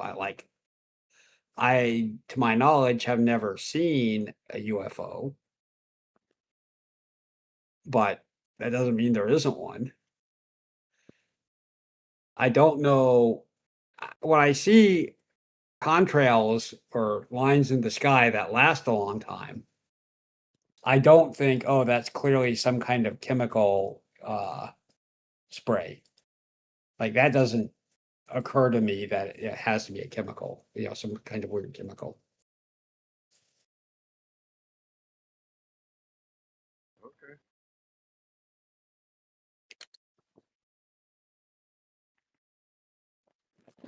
Okay. So I think that one's a bit petered out because I like it because I think it's almost your fault, Don, Kool-Aid, as it's coming up here for anybody wondering why I keep calling Kool-Aid Don, because I think yours is more balanced instead of waiting for more info. Which is like, it could be, it might not be. So it's not, I think it's a good topic, but I think we might come back to it when we've got a clear disagreement, because I want to see someone have an actual debate here. I'm not ready to argue it. You're right. I'm not ready to argue it. But I do think it's worth noting, like, man, it's catching a lot more of attention. And then we have this new narrative about, the UAP transparency campaign or whatever. It might be a little correlation. Thank you for listening. Yeah. Yeah, I think it's fair. I think it's a fair thing to say that there's stuff happening in the sky. We know that UAPs are happening, so could it be? Yeah. Awesome. Ayla, what about you? I'm going to try and lure you in because I know you like to have because you're a what is the right way to, I don't want to dox you actually, Taylor, but you're I would say educated in biology particularly, would you say? And you are studying, is it a PhD? What are you studying? You're studying something in biology. Yeah, cell biology grad school. I'm in grad school studying cell biology. Right. And would it be fair to describe you as a creationist? Oh, yeah, I believe in the Bible. Mm-hmm. Is that something you'd be willing to have a debate about? In terms of what?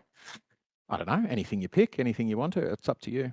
I don't want to sort of force you into a debate about creationism. I debate the Bible. As in, you debate against it, Don, or he debates against it. I kind of sometimes debate like, okay, I think that people could have wrote good intent words, but what if I ever feel something in my heart that's a small contradiction don't I get to override the Bible with my own heart type of thing? And then why are the Bible writers the valid ones? And do I have to stop my evolution based on their words type of thing? I get some good resistance there. It says like no prophecy came by a prophet's own private interpretation. So like they didn't just write what felt good or whatever. Like, you know, they were like the Holy Spirit was working through them to carry on and preserve God's word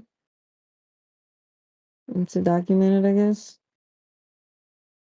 So it's clear that it says no prophecy came from a prophet's own private interpretation, not to rely on private interpretation or to go beyond what's written, you know, because people like make all kind of crazy, like, I don't know, people go way too far with it and try to decode it and do like a gematria and you know how far people can go with it. So But if it was false, if it was a fraud document, some fraudsters would put that in there so that you couldn't go against them. And it's like that's how I'm like, well, you well, have to substantiate that because what if it's not a fraud? What if it is God's word? I could say, what if that, you know, either way. so that's why I look at my heart, Taylor, and I'll be like 90% of it seems to match in my heart what a good, loving creator God or whatever would do, or people giving good messages for the future generations would do. 90% of Has it your is, heart but then not some. misled you before? I'm just curious. There's part of it like that. That part of it makes me quite be like, wait a minute. A creator is telling me my heart to agree with everything except that part. He's Well, making what me part is argue it? with me What right are now. you referencing? The part where it says no, once these words are set, you can't add in nothing else. You know what I'm saying? That part. Well, it says don't add to or remove from the prophecies and stuff written in this Bible. You know, it's not saying that because it says like in the end times, like God will pour out His Spirit on all people. They will prophesy. He will give them dreams and signs. And it's not like God will stop talking to people, but it says like from the prophecies, like in Revelations, for example, like that was a specific prophecy given Right, to. like don't Beowulf, like don't elaborate Don't on like the cut out message. pieces that you don't like or whatever. Sometimes, like at the time, it might have seemed crazy, but only later was it revealed, and like, oh, that's what the prophecy was about. So, like, if they would have removed that part, like, you know, you would have been missing something. Yeah, I talk to so many people, and I'll be like, okay, there's one set can be like simply 10 Commandments, and another set seem to be like all these extra little anecdotal laws along the way, and I'm like, wait a minute, it's just so messy.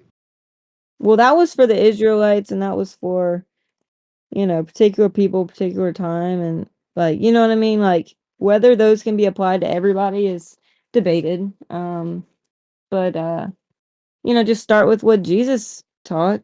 Um, it says like the law, like the Holy Spirit, God's Spirit leads us to be what the law actually wants. So if you're being led by God's Spirit, and we know if they are by the fruits of Spirit, love, joy, peace, patience, kindness, forbearance, gentleness, faithfulness, self-control, you know, if they're being led by the Spirit, then you'll be naturally following the law, quote unquote. You know what I mean? Right. That's what You're very amazing, Taylor, because you do stand by the Bible very well, but you're very fluid in always what appears to me to be like if I'm correct and my assessment that you're not totally like an institutional Christian. You know what I'm saying? So to be able to reconcile that and also standing on the Bible is like it's very good ability, Taylor. Thank you. well, thank you. What's an institutional Christian? Well, I don't know. You know what I'm No, I saying? know Just what you like mean, like the Catholics and stuff. it seems like you've always shared with me like the message of like Jesus was bringing church to the streets. You know what Oh I'm yeah. saying? Well, That type of God does not dwell in temples made by human hands. That's Acts 7:49.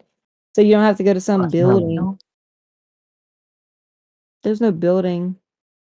People still say to me when I talk to them, they're like, "Oh, well, I haven't been to church in forever." I'm like, "That's not the end all be all. You don't even have to go to a building.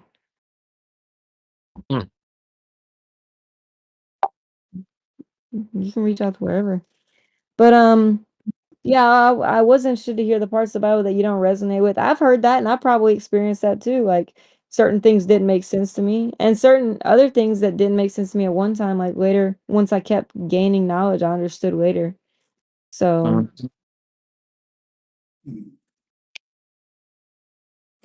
yeah, but I definitely do believe in the Bible, eggshells, like just based on the research I've done, I wasn't like raised in the Bible whatsoever, and my family doesn't talk about this stuff, so I just had to learn everything on my own. So your family aren't Christian, is that what you're saying? I mean, what is a Christian? I mean, like for example, like my dad says I shouldn't talk about it because that's for church. Like I get public backlash, not public, like I just get backlash from my family for discussing it. And nobody ever talks about it. But yeah, I think my mom, since I've been sharing with her, she's definitely come around. But I wasn't raised in them sharing this stuff with me at all. Vintage Bait, you were about to say something, it looked like. No, sorry. It's all right. Vintage Bait's dope. I like Vintage Bait. He's just a Calvinist, but other than that, I mean, pretty dope. Good to see everyone. I mentioned that earlier. So you were saying there are bits that you sometimes read, and I think I understood it. So I don't mean to be strawmanning you. It sounded like you're saying there are bits you read where you're like, I don't quite get there, or it might not match with my morals, but given enough time and the correct reading, you'll see how those do end up to be moral. And some things are still unraveling, but for example, like with the Ammonites and the Canaanites, I was curious, like, why did God like smite these people? Why did like they have to destroy? Like, I didn't understand that. And then like once I read like Genesis 6 about the fallen angels, and then learning about like the Nephilim, the giants, and how all flesh is corrupted and stuff, like I understood like they weren't just taken out because like they were just like necessarily bad people. And this is from my research and understanding. They were actually Nephilim tribes. Like whenever they went to scope out the land of Canaan, Moses said that they looked like grasshoppers in their sight. So these people were huge. And yeah, I mean there's stories all around the world of these giants, Native American stories amongst others, but like so these weren't normal like tribes, these weren't normal like people. And so how big are we talking for the Nephilim? oh well, they said the size of a cedar or yeah, cedar tree or pine tree. I think it said cedar of Lebanon, which are really tall. But still bipedal? Still walk on two Yeah, legs? yeah. 6 toes and 6 fingers for some Nephilim tribes, like in David and Goliath. Interestingly, let me post. Oh man, my phone's broken. I'm getting a new one, but there's a picture I saw recently. Look up 3 Rivers petroglyphs in New Mexico. You'll see 6-fingered hands on there, and in other petroglyphs, I'll try to drop them in the chat. In other petroglyphs, they literally have a giant 6 finger next to a smaller hand with 5 fingers to show like there were giants with 6 fingers, just like Samuel described in the 2nd Samuel in the Bible. 3 Rivers petroglyph site. Okay. So what do we got there? 1, 2, 3, 4, 5. That looks like a foot with the right number. What you're saying is sort of here. There's drawings of a giant 5-fingered hand. A giant 6-fingered hand next to a. Yeah, let me. I'm opening my iPad right now to post these pictures. But dude, around the world they have documented this, like, these giants and even the 6-fingered 6 hands. There's a peer-reviewed paper I can send you on polydactyly and Native American tribes. They would revere, like there was a baby that they found in a gravesite. This is like peer-reviewed. This is like not attested, but in a gravesite, they revered a baby, like a young child that had polydactylism. So they would like revere these as like some special human or some god or whatever. Polydactyly was revered, and that's true because they were part God, because they're the product of the sons of God coming into daughters of men in Genesis 6. So they're like part fallen angel, kind of, you know what I mean? It's crazy, but yeah. So even the Native Americans would revere these people with polydactyly. They had a gravesite that they uncovered and released. I'm surprised the Smithsonian didn't get to that and cover it up, but yes. And cover it up. Yeah. That's just my opinion, but normally they cover stuff like that up. But look, there's a paper that was written on it. And so it's just sort of, it might be I hope it's not a change of topic, but it's related. It's interesting because you're saying this is sort of stuff that's written in the Bible. To me, the Bible is sort of just this patch of earth, right? It doesn't seem to be aware of anything outside of a sort of circle around I mean, maybe, of course, it's got to go to Rome. So I'd maybe draw the circle around that. But it doesn't seem very aware of India or China or Australia or the Americas. What the Bible mentions Asia. Go ahead. Sorry, No, go for it. What did you say? The Bible mentions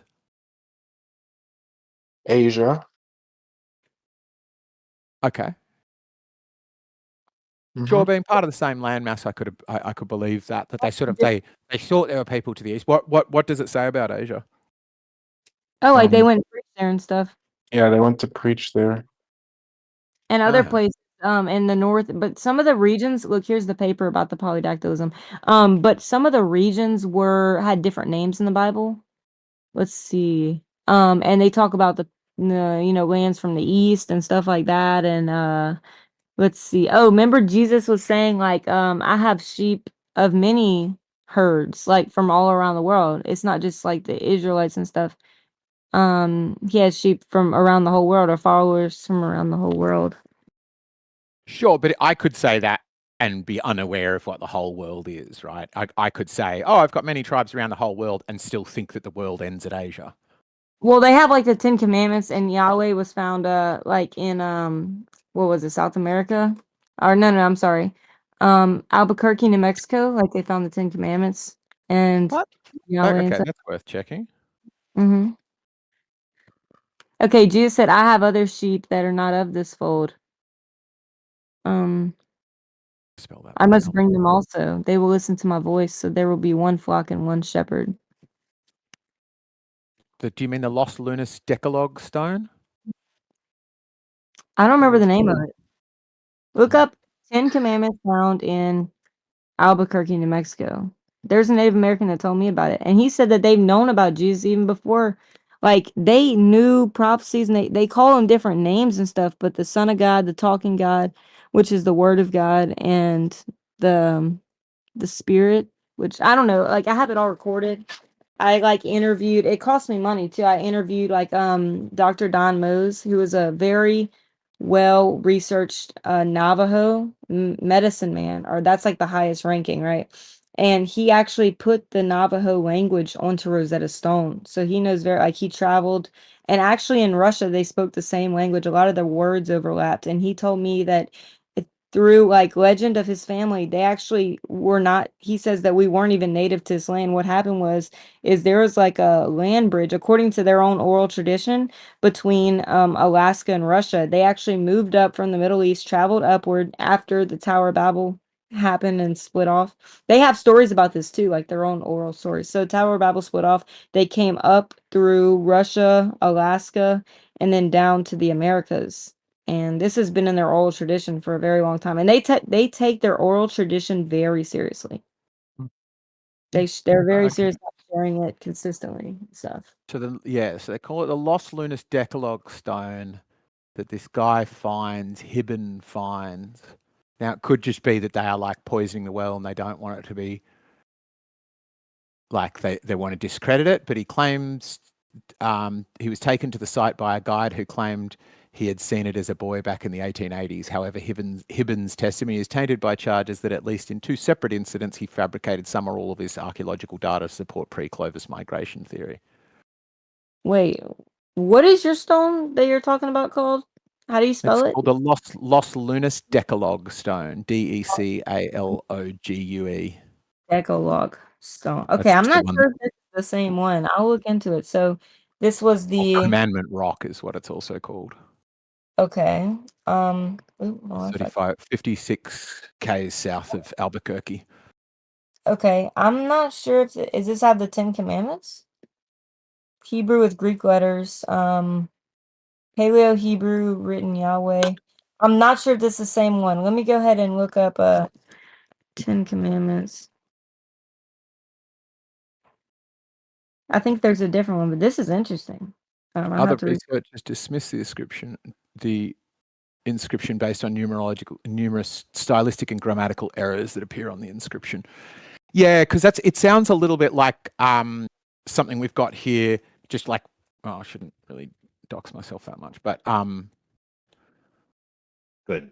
There's a similar thing in Australia, where this is not that far from me, and people got really excited about sort of pre-Aboriginal civilization because there's no indication that the Aboriginals had written language, and then they found the Gosford glyphs, and archaeologists got really excited about it for a bit, but the current reigning theory is that this is just some bloke in the 80s went and scratched this on some rocks.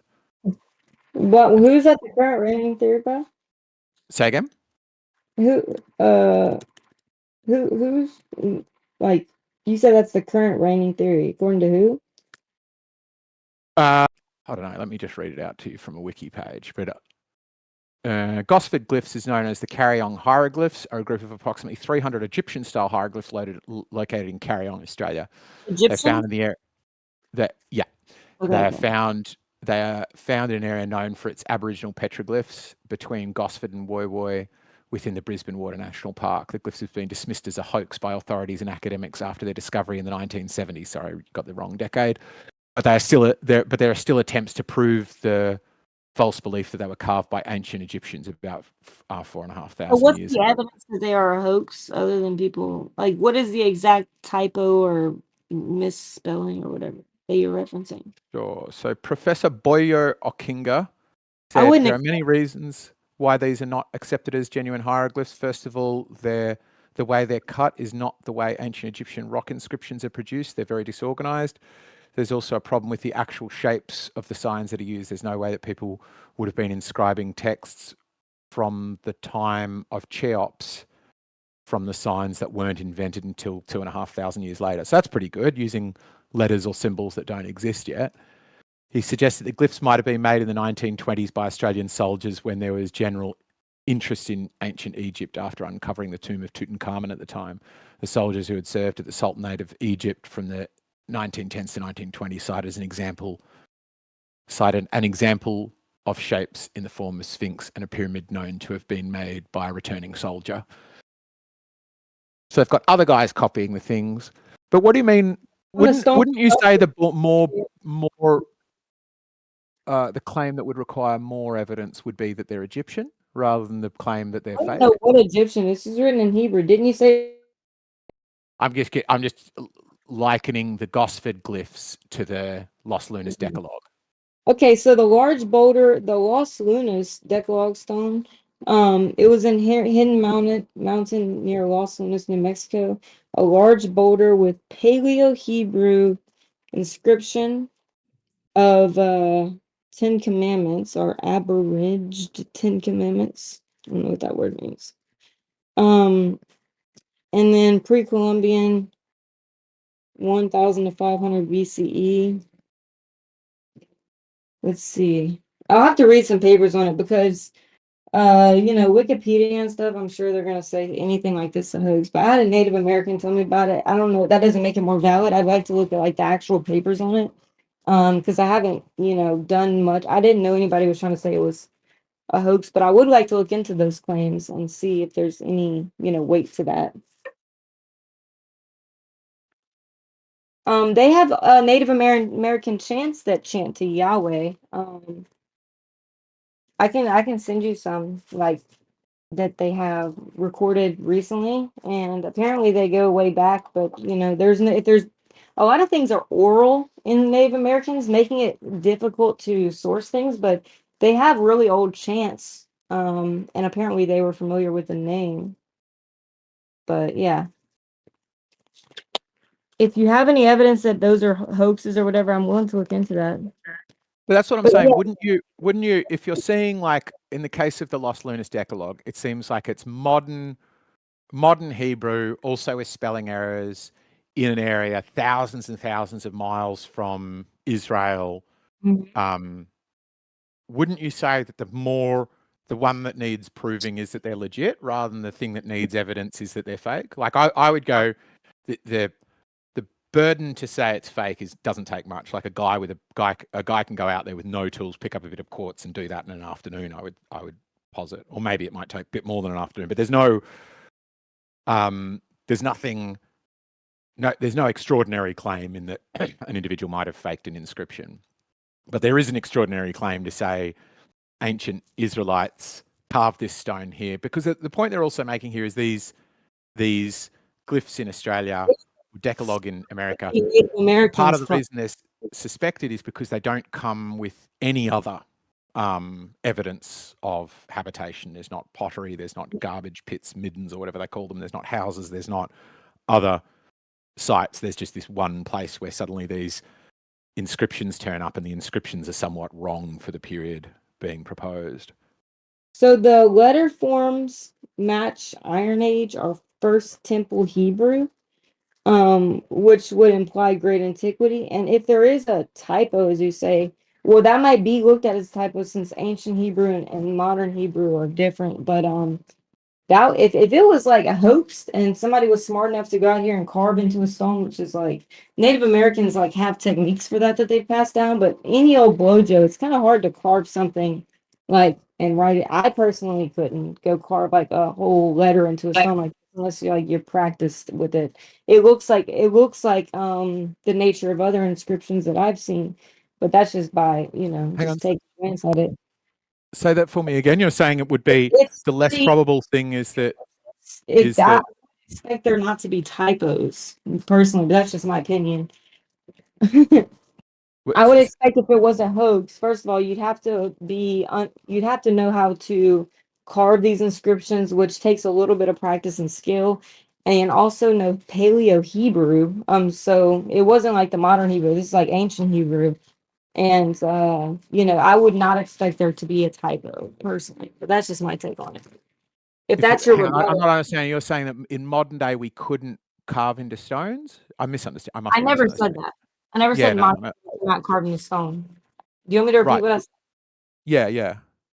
Okay. So it takes a little bit of skill and understanding to carve like writing and letter. I'm not sure if you've ever tried to like write something into stone that's gonna stay, especially not Paleo Hebrew, but this took some understanding, first of all, Paleo Hebrew itself, because normal, like in modern times, Hebrew, it's different. This is the ancient Hebrew writing. The letters are ancient Paleo Hebrew, which means it's like old biblical Hebrew and not modern Hebrew. And I would imagine by the way it looks like it takes a little bit of skill. And my personal take was that with this in mind, I would not expect there to be a typo. I would expect it'd be very like thought out and no random errors personally. But have you had a good look at it though? It is.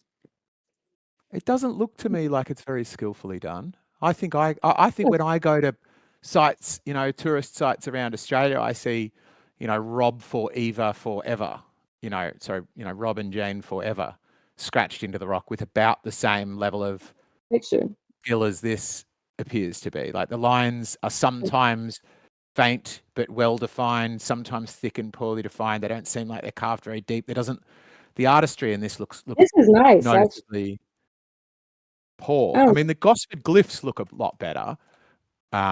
They seem, they're still criticized for not being very precisely done, but they're at least carved deep and seem like they've got a bit more skill. But the Los Lunas ones, these don't look, I'm not sure. I don't see what you're seeing here where you say this is so skillfully done, it couldn't have been done in modern times by a person. I'm not saying it couldn't be done. What I said was I would not expect there to be any typos. But let me post a picture of this stone so people can You wouldn't expect there to be typos if it was faked in modern times, are you saying? Or yeah, if this was done by some hoaxer much later and knew Paleo Hebrew to go and write these commandments, I would not expect there to be typos. But that's just my personal take, as I mentioned.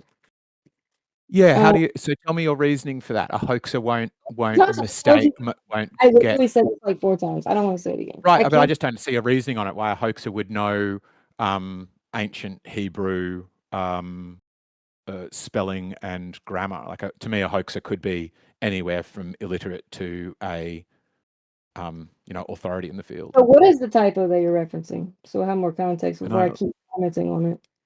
Yeah, let's find it.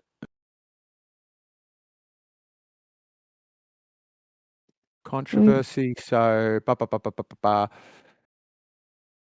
so According to archaeologist Kenneth Feeder, the stone is almost certainly a fake. He points out the flat face of the stone shows a very sharp, crisp inscription. His main concern, however, is any lack of archaeological context. That's not about it. What are the spelling errors? Right. There's no trash. Da da da. That's what I was saying before. Okay, I dropped a picture in the chat of the actual stone.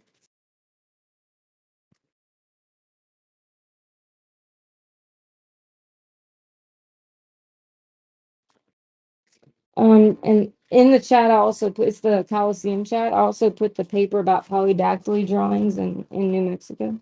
Not New Yeah, Mexico. I had them Native up. Americans. Which are not attested. They acknowledge this. I have so many pictures. There's like 5 or 6 polydactyly drawings, like newspaper rock. They have multiple. The 3 rivers. Yeah, there's numerous of things.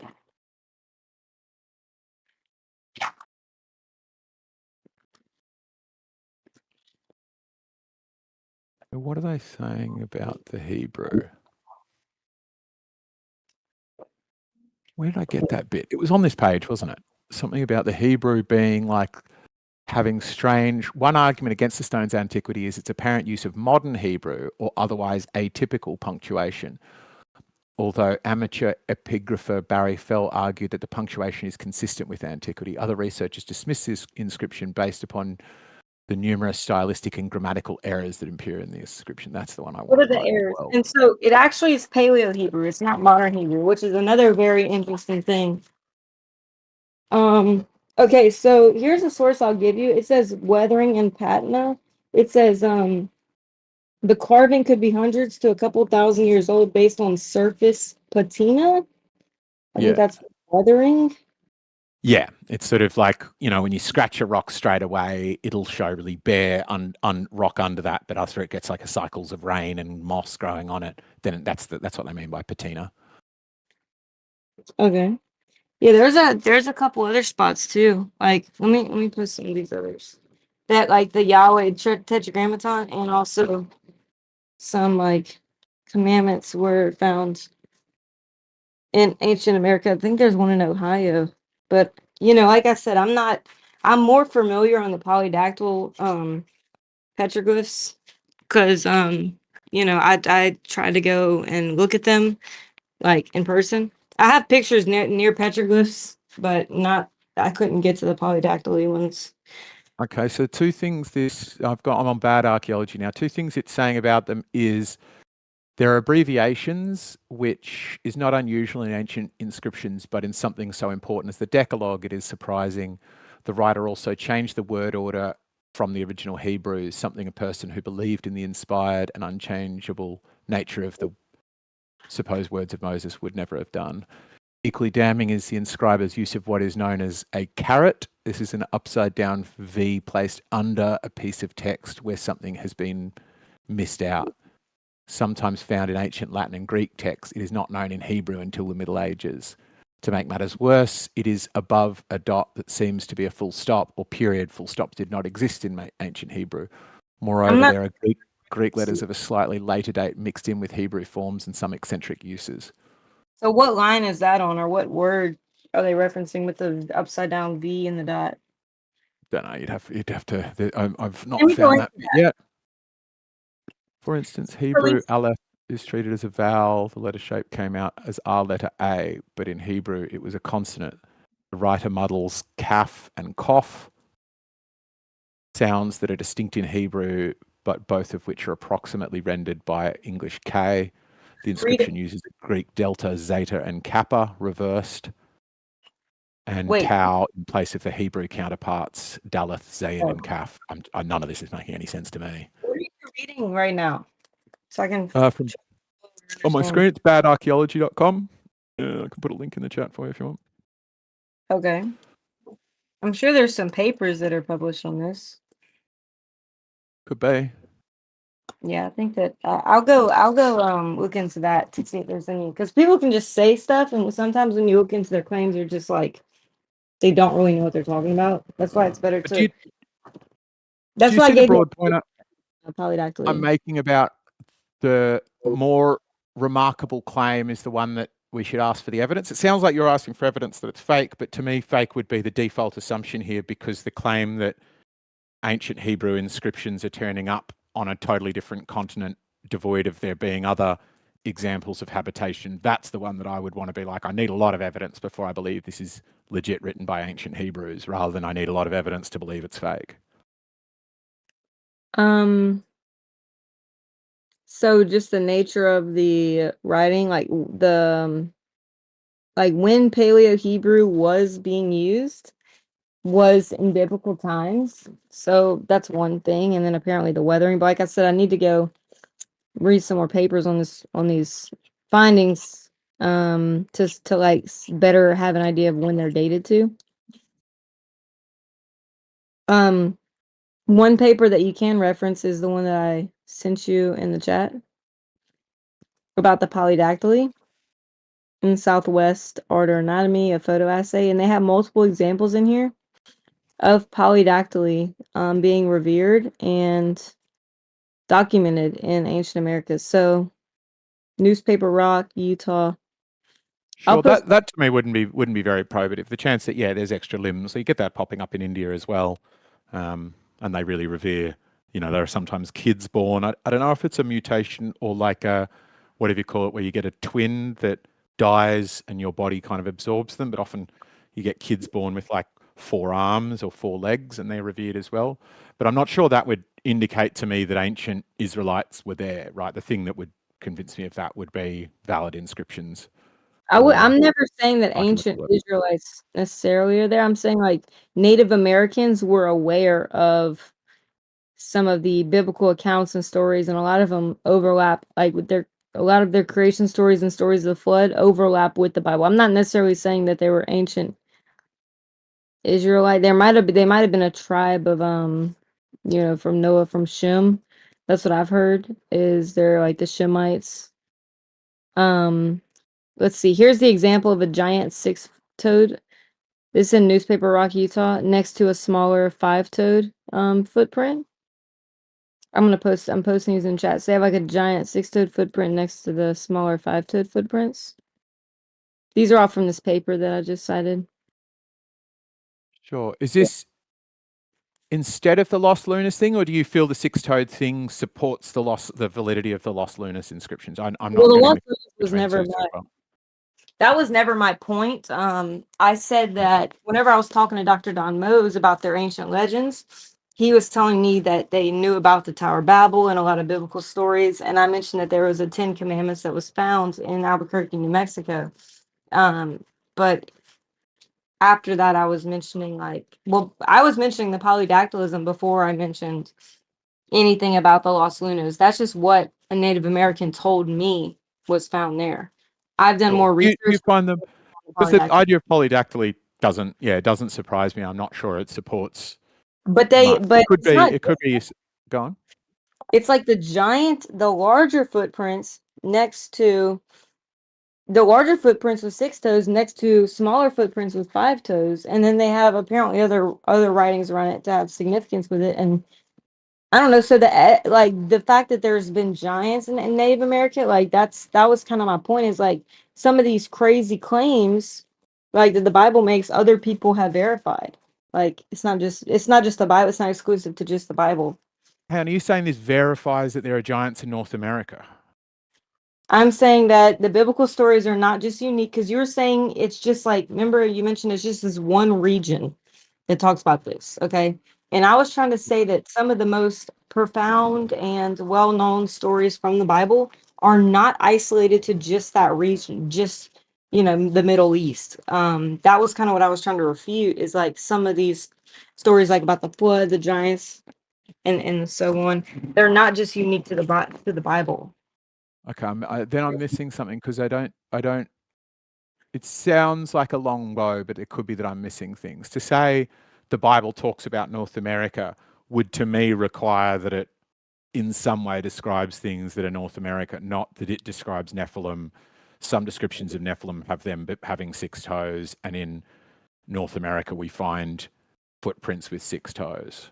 Because there's like my point about India was those kind of mutations could be revered by a community with or without the Bible, right? In India, it's revered without the Bible. Hence, it's not a good indication that it's of the Bible, whereas finding the Decalogue is a good indication that it comes from something biblical, because to get 10 rules in the same order is highly improbable, whereas drawing feet of different sizes with too many toes and that lining up with the biblical story is quite probable. So one's quite indicative to me and the other's not. Yeah, having 6 toes in ancient America was like a sign of divine connection, and you got an elevated status if you had one of these. So for example, all these pictures of 6-toed foot could be several kings that had their own imprints like that, And they're because larger. they were special, you know. Yeah, that's right. They were special. They were different, and they're also larger. Just like 2 Samuel talks about Goliath having 6 fingers, 6 toes, and two rows of teeth, actually, as well as being like giants compared to other humans. There's actually there's a Bollywood star like this. What? I don't know what There's a that is. Bollywood star with polydactyly. I don't know what that is. You don't know what Bollywood is? No, not. I mean, I might have heard it before. It's like Indian Hollywood. Oh. And there's a super famous star that has 2 thumbs on one hand. Oh, wow. Interesting. Are they tall? Yeah. I think tall for Indians. Yeah. Well, remember how I was saying earlier, some of the things in the Bible sounded crazy to me until I did more research? Like, that was one of the things that was like really crazy to me. Like, oh, giants, that's super crazy. Until I realized like a lot of ancient cultures have stories about this and drawings, and it's not just the Bible. It's not like just unique to the Bible. And that was kind of the point I was making. Is some of these the craziest stories in the Bible are like actually told worldwide in many cultures. Yeah, I guess I just wouldn't be as convinced by that, because cultures, like big humans, is something that makes sense to be in many cultures. It would be like humans traveling very fast or humans flying. I think completely disconnected groups of people could come to similar ideas by themselves, having a greater or fewer number than the normal number of eyes, ears, hands, feet, toes, ears, any meaningful body part, being bigger, being smaller, being more powerful. Those to me seem like they would be naturally occurring things when you're coming up with myths. But there were so many different inscriptions. Like, open the paper I sent you. There were so many, like polydactyly specifically. That's why there's a peer-reviewed paper on it. It was revered particularly, and that was kind of highlighted. There was even a baby with polydactyly that had like a special ceremonial tomb, and so these people were treated as different. And so I know that more eyes and ears, that can also be crazy, but it's enough to where people are pointing this out. Like, wow, there's a high trend of polydactyly revered versus other crazy things. Absolutely. I just don't know. I just don't get what that would tell me, because I just Googled, and apparently it's like super common. North America, amongst North American populations, it is 1 in 500 to 1 in 1,000 live births will have some form of polydactyly. I don't get why that would be indicative of a Bible, rather than if we have a mutation that occurs within our group, the chance that our myths and stories revolve around that, and either find it, like, you're not going to go, this is a normal human if you're coming up with a myth. So the 2 angles you can go is, this is a far more powerful human who's good, or they could be quite bad. You might say they're less powerful, but I think Inscriptions of it. It's not just like some random thing that's drawn. There's so many different inscriptions. They found grave sites these people revered, and on top of that, the 6 fingers and toes, like in the pictures I linked, they're larger, so they're giants with polydactylism. I don't know if that's still prevalent now. I think a lot of those God, ordered to be. And there's stories like in the Native American where these twin brothers went and killed these giants that were ravaging people, and they were revered. These twin brothers in Native American legends. So there was also these ravenous, however you say that, giants that were cannibalistic, and there were heroes that killed them off. And he said apparently these kids were working for God to kill these monsters per se. It's kind of a big deal. It's not just like one little thing. I'm not getting it though. What? I'm not getting a link then back to saying why this would link to the Bible rather than it would be, because my argument would be, if you've got something like that naturally is occurring in the population, you're probably going to have some sort of myth or they don't whatever thing. regard these as myths. These are real ancient stories that are passed down orally. Fine. These weren't myths. So then say, yeah, if you've got polydactyly in your population, you will have ancient stories that relate to it, I think. It would be unlikely that you had sort of 1 in 500 kids has an extra finger and just nobody bothers mentioning it. Nobody draws it down. Nobody goes, hey, our tribes are different to other tribes in that they don't get these weird ones. You get what I mean? Giants around the world that were cannibalistic. Even with the, toes and fingers matching up, having an extra toe and finger, as the Bible talks about, there's a lot of parallels. So as I was originally bringing this up, with the point I was making was I didn't understand why God commanded these tribes to be wiped out. And then once I learned that these were Nephilim, and once I read in the Bible these were giants, and how they were like cannibalistic. Even Native Americans talk about these cannibalistic giants that would come and like kill and just eat their members, and so they actually plotted to trap them and kill them. And there's many petroglyphs that are talking about these giants and stuff and depicting them.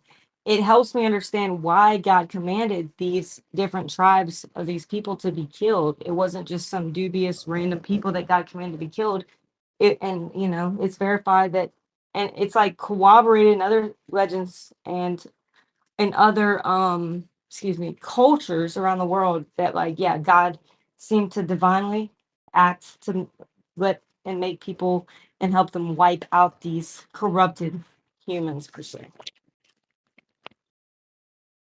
It wasn't so mysterious to me why God commanded these people to be wiped out after learning about other cultures and reading scripture.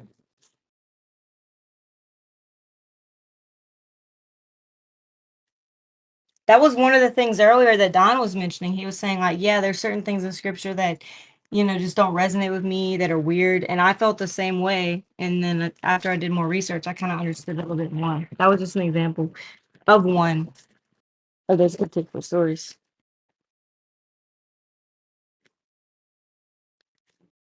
What would you say to the counter that polydactyly could turn up and not be related to the stories in the Bible? Like that it might be a coincidental hit, that the Bible mentions big people with sometimes have 6 toes. Because here on one of these, you've got a big foot that's got 6 toes, and it is next to one small foot that's got 5 toes.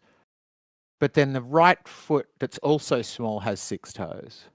It's like it looks like there's one big footprint, and then it looks like left, right, left of the same person who goes from 5 toes to 6 toes to 6 toes.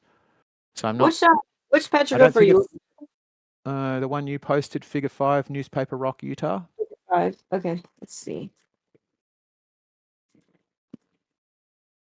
Figure 5.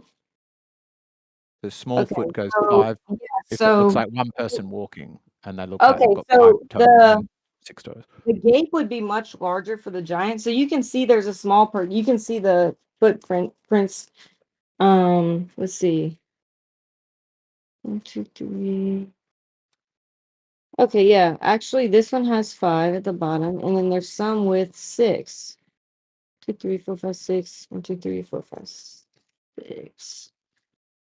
So they have polydactyly on bigger and smaller foot toes here. But I would imagine the other large footprint would be much further ahead. This might be kind of zoomed in, because if they were giant like this foot looks like, I would expect the gape to be much larger on that one.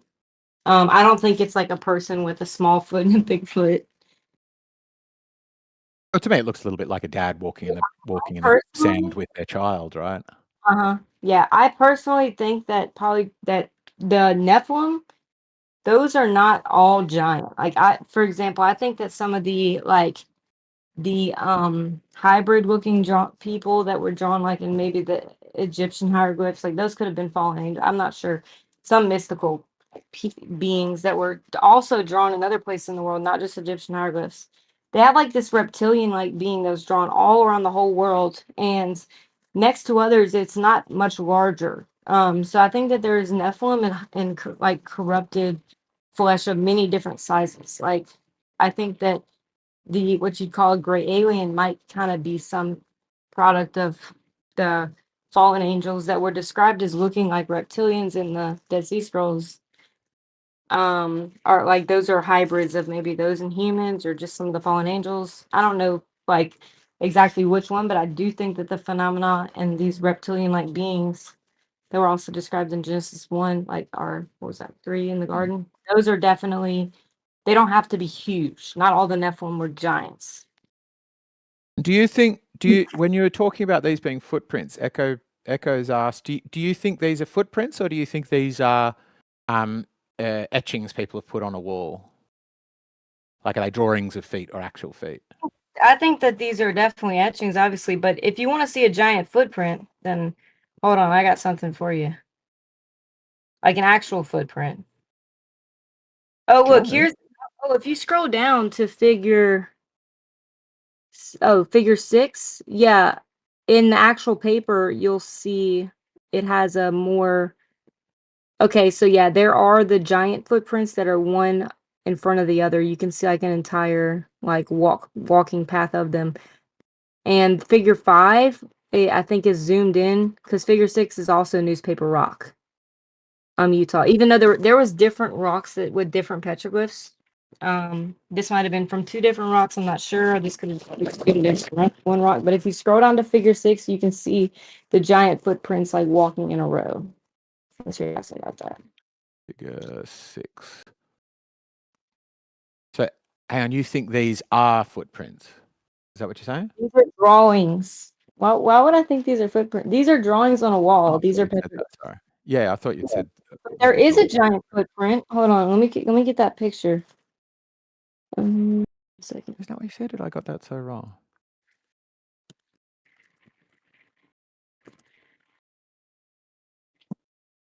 Oh, look at this. This is called the. Yeah, see, this is why I got confused. You said if you want to see a giant footprint, I've got something for you, and then you said Oh here. yeah, I'm doing that right now. And then I kept, and then whenever I went back to that paper, I elaborated on it. But yeah, I'm still getting them. Give me a second. I got distracted. What is this name? The name of this? It's called Giant's Footprint near Epaloozi, South Africa.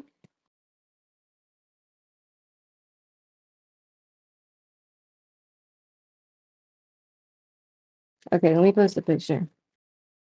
So it said that this is a giant footprint, but it's also, I would imagine people trying to debunk it. I wouldn't be surprised. I would almost expect that. Let me post this in the chat though. This was in Africa. They found this one.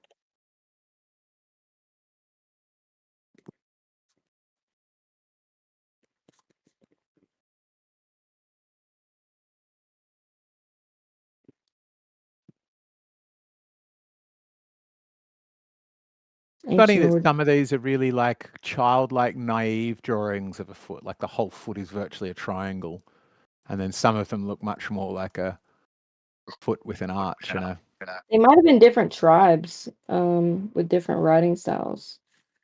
Or different generations, right?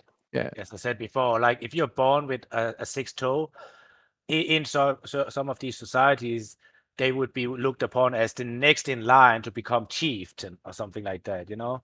So when they become chieftain, they now have to ridge their foot out. And they could be a young chieftain or it could be an older chieftain or something like that. Depends on how many they have with extra toes and extra fingers.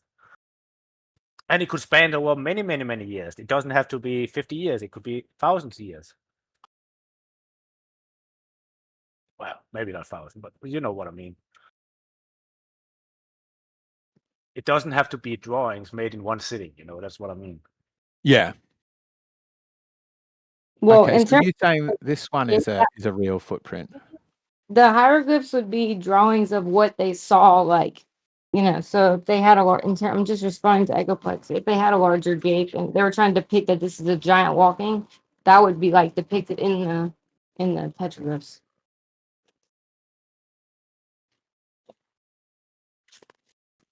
Which it is if you go down to the next figure.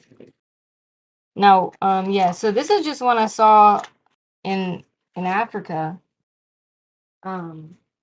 Are you sharing these?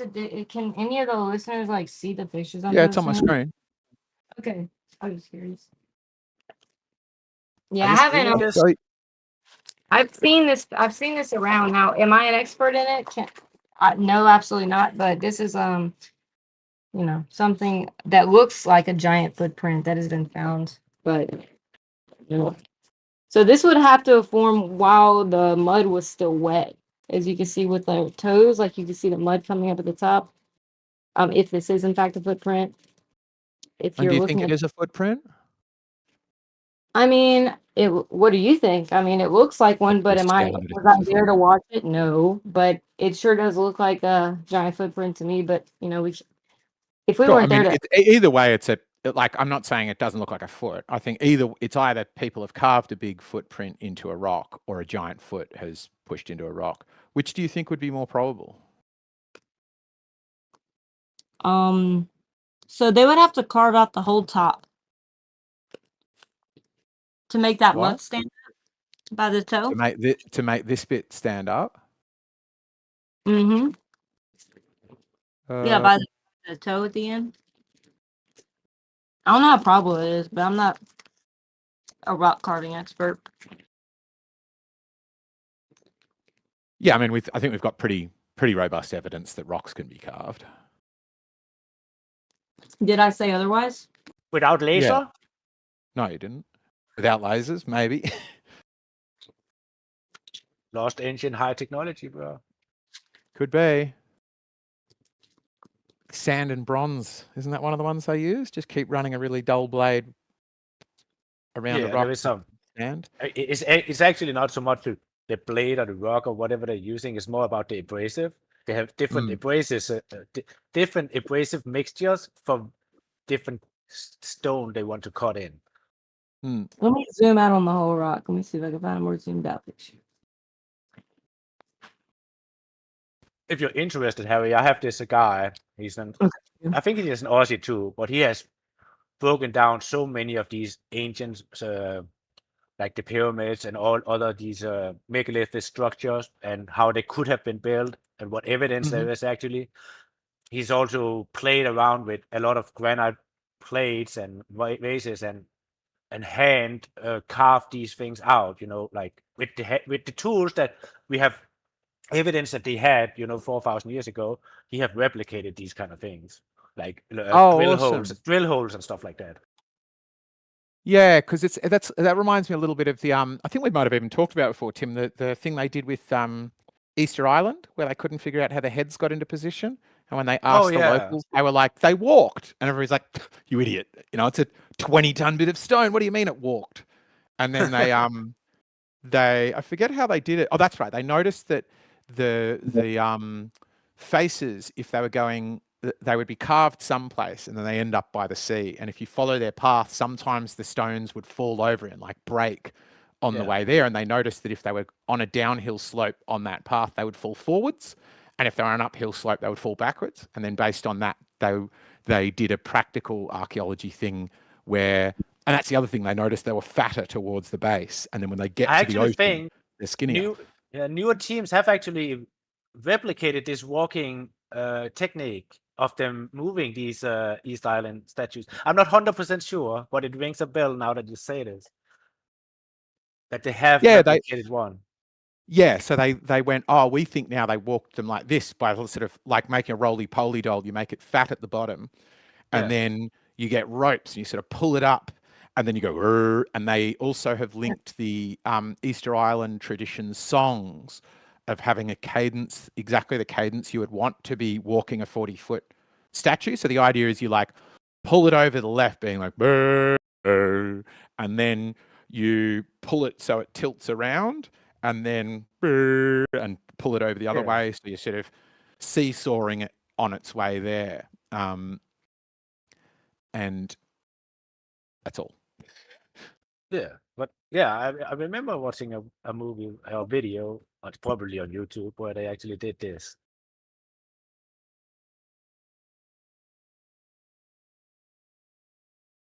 Yeah, let me find it. It's a great video.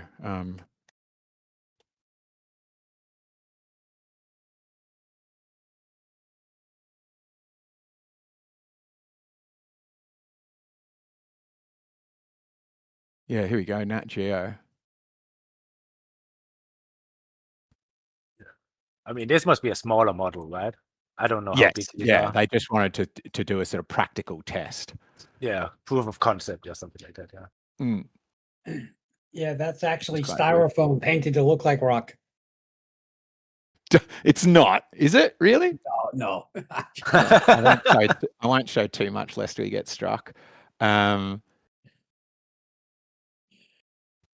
people got the idea. If they're interested, they can look it up themselves now that they've seen it is there. Also, sorry, Taylor, I was not trying to hijack anything. If you want to get back to what you were on.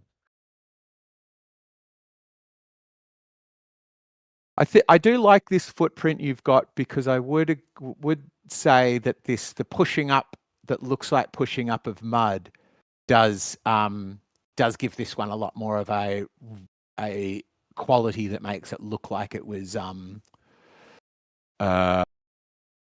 made during when mud was wet.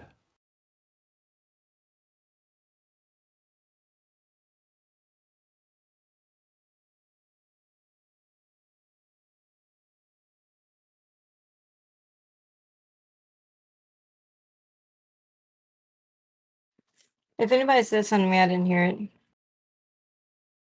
I don't hear anybody. Tim was saying, sorry, hijack. Oh, you're good.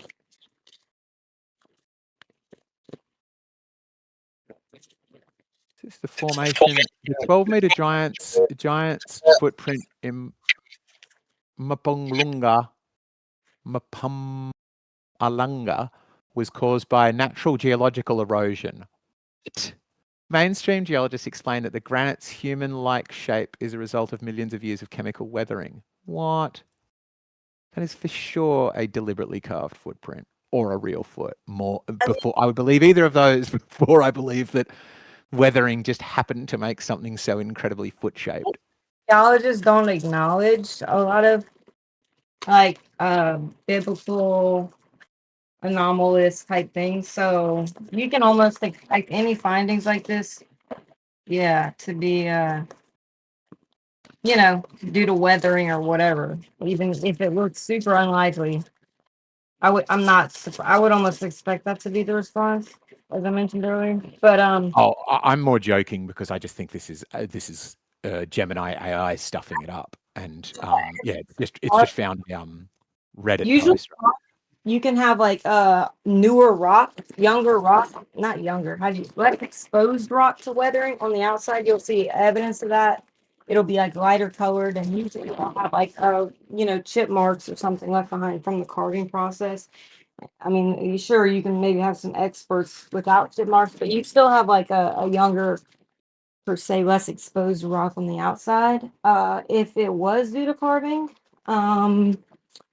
so I think that's why they're saying weathering, because it doesn't show those signs of if something was exposed and carved. You know what I mean? But yeah, it does look extremely unlikely due to weathering. But what do you expect? Eggshells geologists don't acknowledge giants and stuff like this. So if there is stuff like this, I mean, what would you expect them to say? Oh, I think they'll say it's a carving. I don't think they're going to say it's weathering. That's what I'm saying. I think this is just a stuff up of Google's AI overview choosing to read a Reddit page rather than finding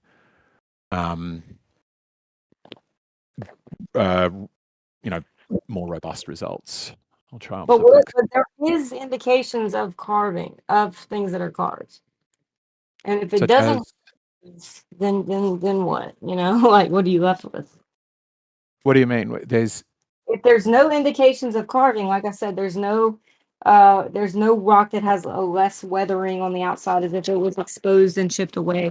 If they don't have these signs, then that's pretty much all that you're left with, right? It's just I'm not sure. Is that what you're saying? That archaeologists have looked at it and said, on things that are carved, we do find evidence of carving, and we don't find it here? Or are you saying if that were the case, then I would have to accept it? You can see there is identifiers and markers of things that are carved. So if those aren't there, then the only option would be weathering. And I can look up what their explanation is on this one. I'm sure it's probably weathering. I don't see any signs of carving, but let's just see what they say. Weathering is the scientific explanation offered. Say again, Yahweh? Weathering is the scientific explanation offered. That's funny. Yeah, it seems like. I mean, that's what Perplexity's gone with as well. It said the natural explanation is just pareidolia and weathering. It looks certainly much more like a real footprint to me. Echo.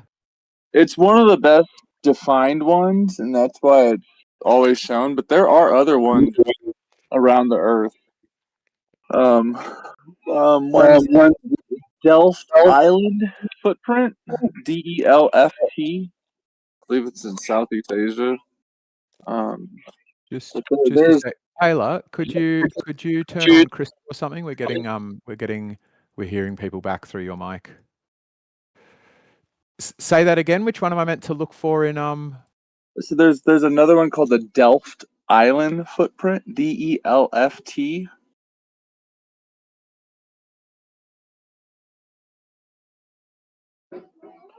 Delft Island footprint. All right, give me some images. Yeah, see, this one I would say could be pareidolia. At least it's in the ground, but that's, rock pools naturally form into circular shapes. Mm-hmm. That's why that one in South Africa, the one in South Africa is always most notable, because exactly what you described when you looked at it was, it looked like when the mud was soft, the pushing up from the toes and what you'd expect to see. Yeah.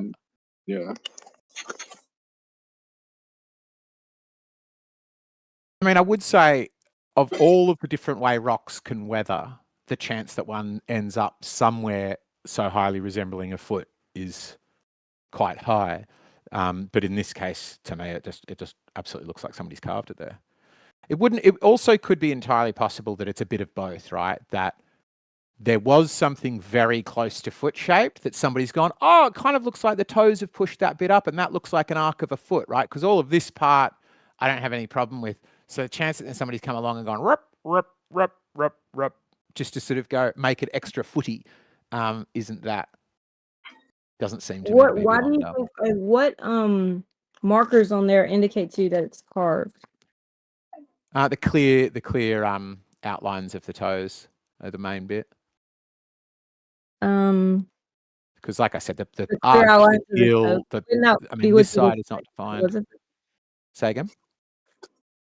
Okay, if it was a real footprint, wouldn't you expect a clear outline of toes? Sure, I just don't think that people get this big. Like the objection to people getting this big, I much more base on physics than anything.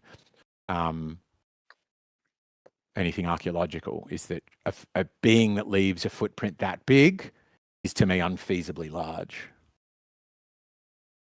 Okay, so because of that, that's why you think it must have been carved. Due to the impossibility of the counter. But the improbability, I wouldn't say it's impossible. I'm not that au fait with the physics, but I think that a being that's got a foot that big is going to be so tall that I just imagine the blood pressure at the bottom, amongst many other things, like the amount of weight that foot is bearing, the amount of blood pressure from the head to the bottom. I think it just would be astoundingly improbable that's left by a real foot. I think there would be a lot of other explanations I could. Because of anatomy? But you'd have like a bigger heart to pump the blood. Yeah, everything would be doesn't change physics of height.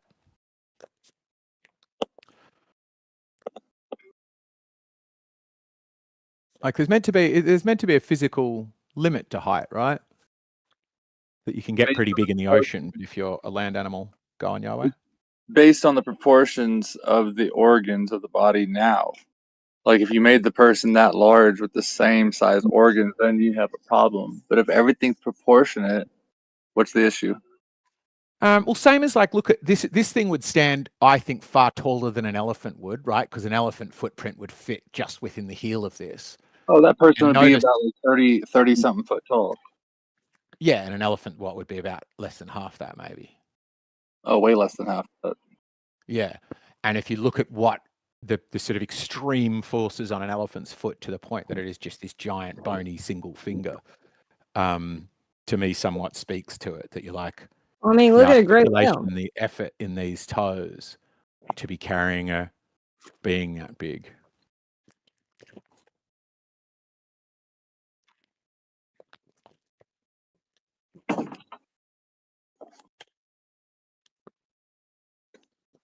So you have repeated grooves or pecking scars, tool marks under close inspection.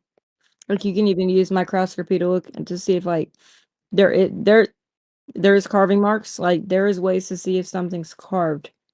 And then, like I said, the lack of weathering, like less weathering on the outside.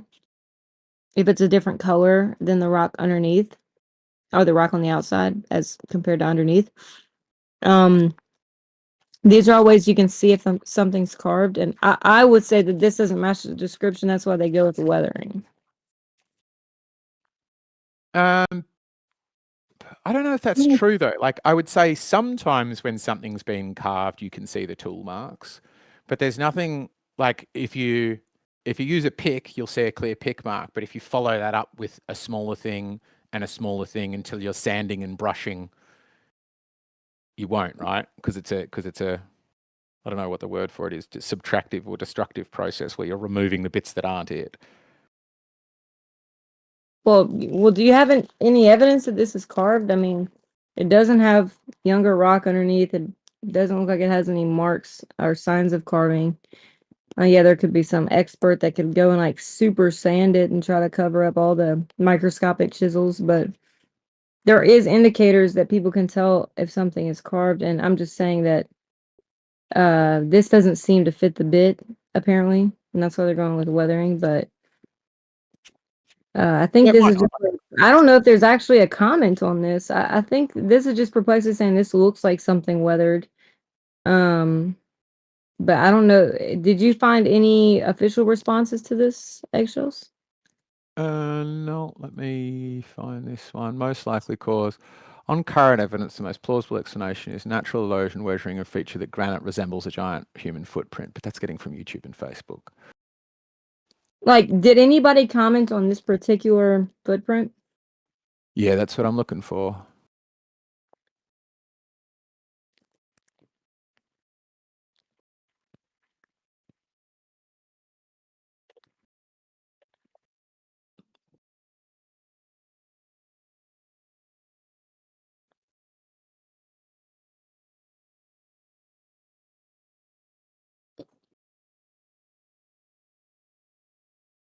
I can't find an official comment on it. So here we've got something from ResearchGate, a pseudo track created by weathering granite, resembling a giant footprint from a Pumbulunga Reserve. So butchering that.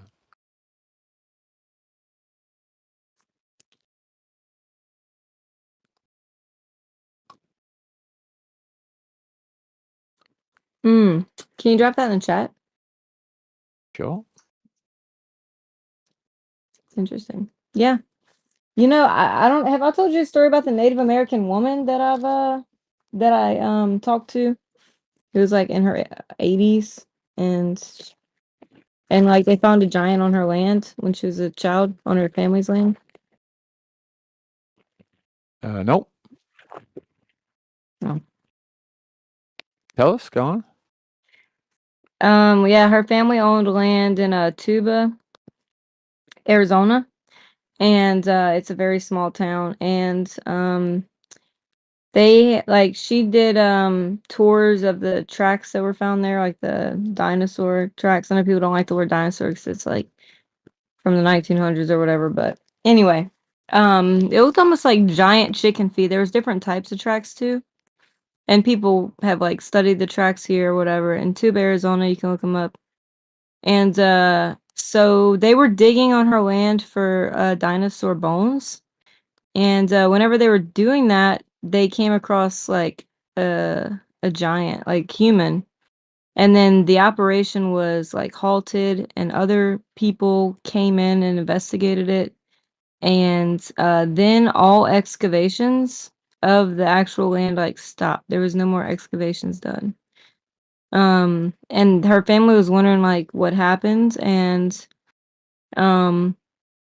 they were informed that basically like they showed them a picture of what was found there. I guess government officials or whatever, whoever took over the project. And it was like a giant human skeleton. And then she was saying like that the humans, like she was like 8 years old this time. And like she was saying it was huge, like the picture of the skeleton that they showed them. And I was like, well, how big would you say? She couldn't like give me an estimate, but she was like, I was like, how big do you think the head of it was? And she was like, about as big as you are, like as tall as a man, just the head of it. And so then after that, after they found this skeleton, they just stopped all excavations, and yeah, they never had access to it or anything. Like it just kind of vanished. And they were just shown and informed of what happened, and then they just stopped excavating it for dinosaur bones or whatever. But yeah, apparently, yeah, they found a huge human skeleton on her land in Tuba, Arizona, like when she was a little girl. And yeah, she told me that story. Pretty crazy. Head that size would equal something about 30 to 40 foot tall. She was dead serious. She was like 80 years old, and she's a Navajo. Like her family's like 100% Navajo. They own the land. And yeah, I recorded the interview. It's on one of my hard drives from the Salt Flats that has like, oh my gosh, over a dozen hours of footage of the Salt Flat experiment and the interviews I did. I interviewed a lot of people around that region about the stories of the giants and stuff. And yeah, it's like nonchalant there that like, yeah, these giants roam these lands, and you know, it's just like kind of nonchalant. It's not even like something that's like questioned. Like, yeah, it's like not. It's like it's just like kind of common knowledge there. And I And that I was spent a lot of time interviewing people. that was in Arizona. Yeah. I interviewed people around Arizona, and there was a state. What other state? In the Four Corners region, essentially. Different areas around there.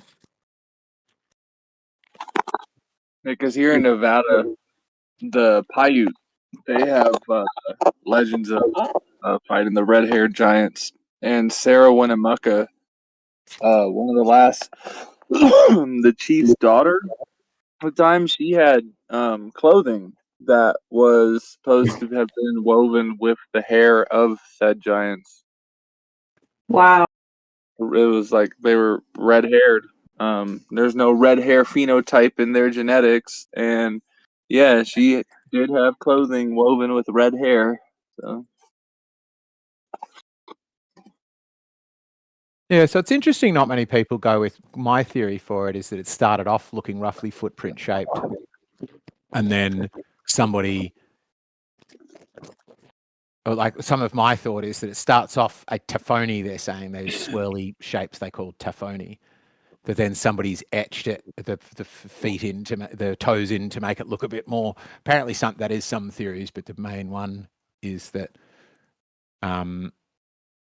it's just pareidolia from normal erosion, and points to the fact that the rest of the rock also has funny shapes in it.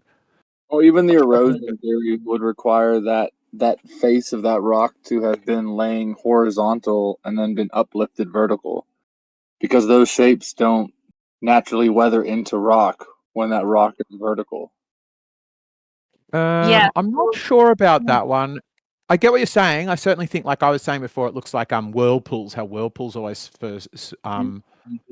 But this is saying, as the water evaporates, crystallizing salts and mineral force the rock grains apart, hollowing out tiny pits. Yeah, so that would, I would say, I think.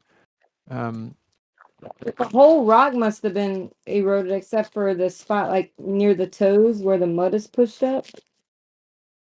So I guess that must have all eroded like kind of equally. It seems like the rest of the rock is of like kind of equal surface, other than the like pits, the divots. Other than that, you don't see anything sticking out like that.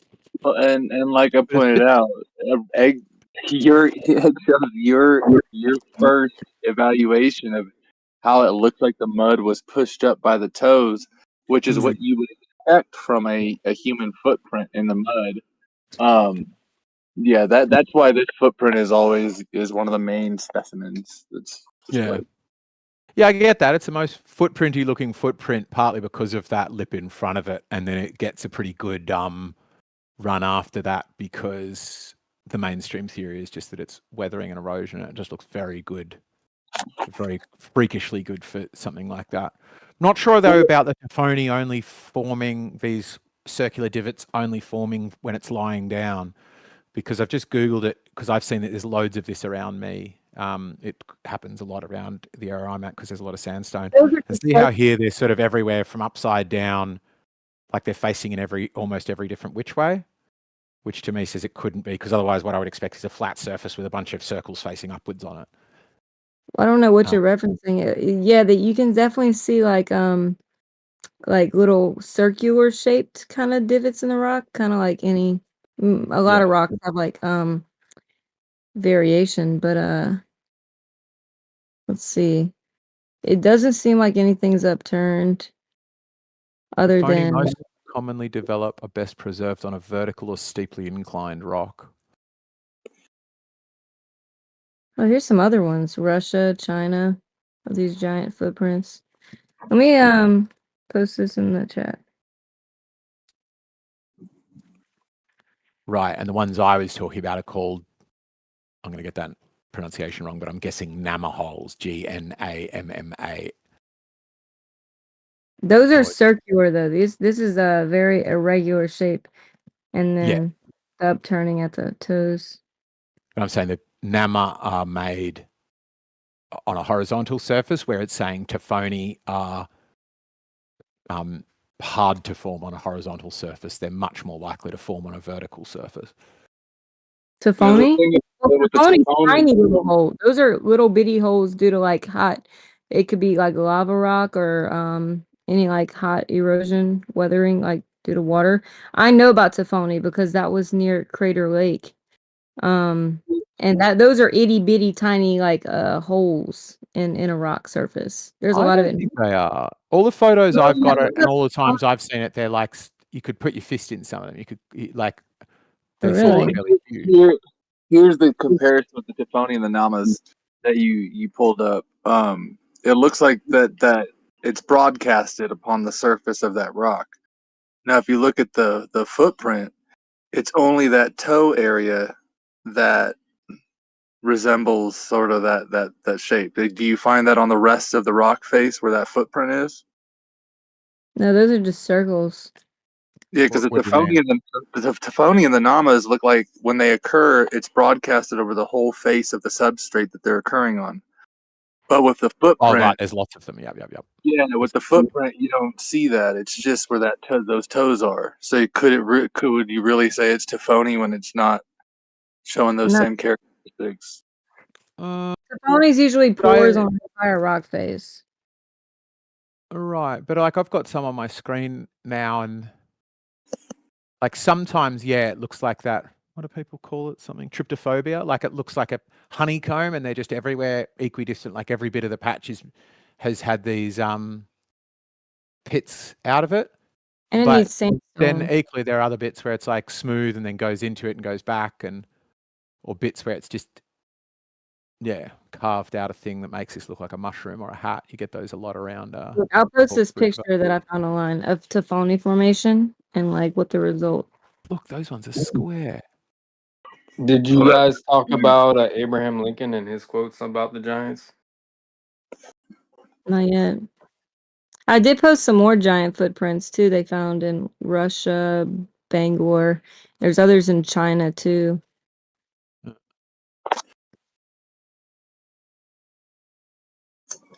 Well, you got the Hanuman footprints in India too.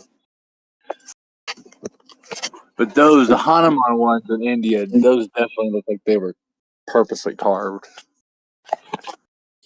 Really? Mm-hmm. The ones I posted just now, I know there's a lot of different ones, but these don't look carved to me. But I'm not an expert geologist. Just take a look at them if you're looking at the chat. Yeah, see, there's no like Tafoni or Nama's indication on those right there.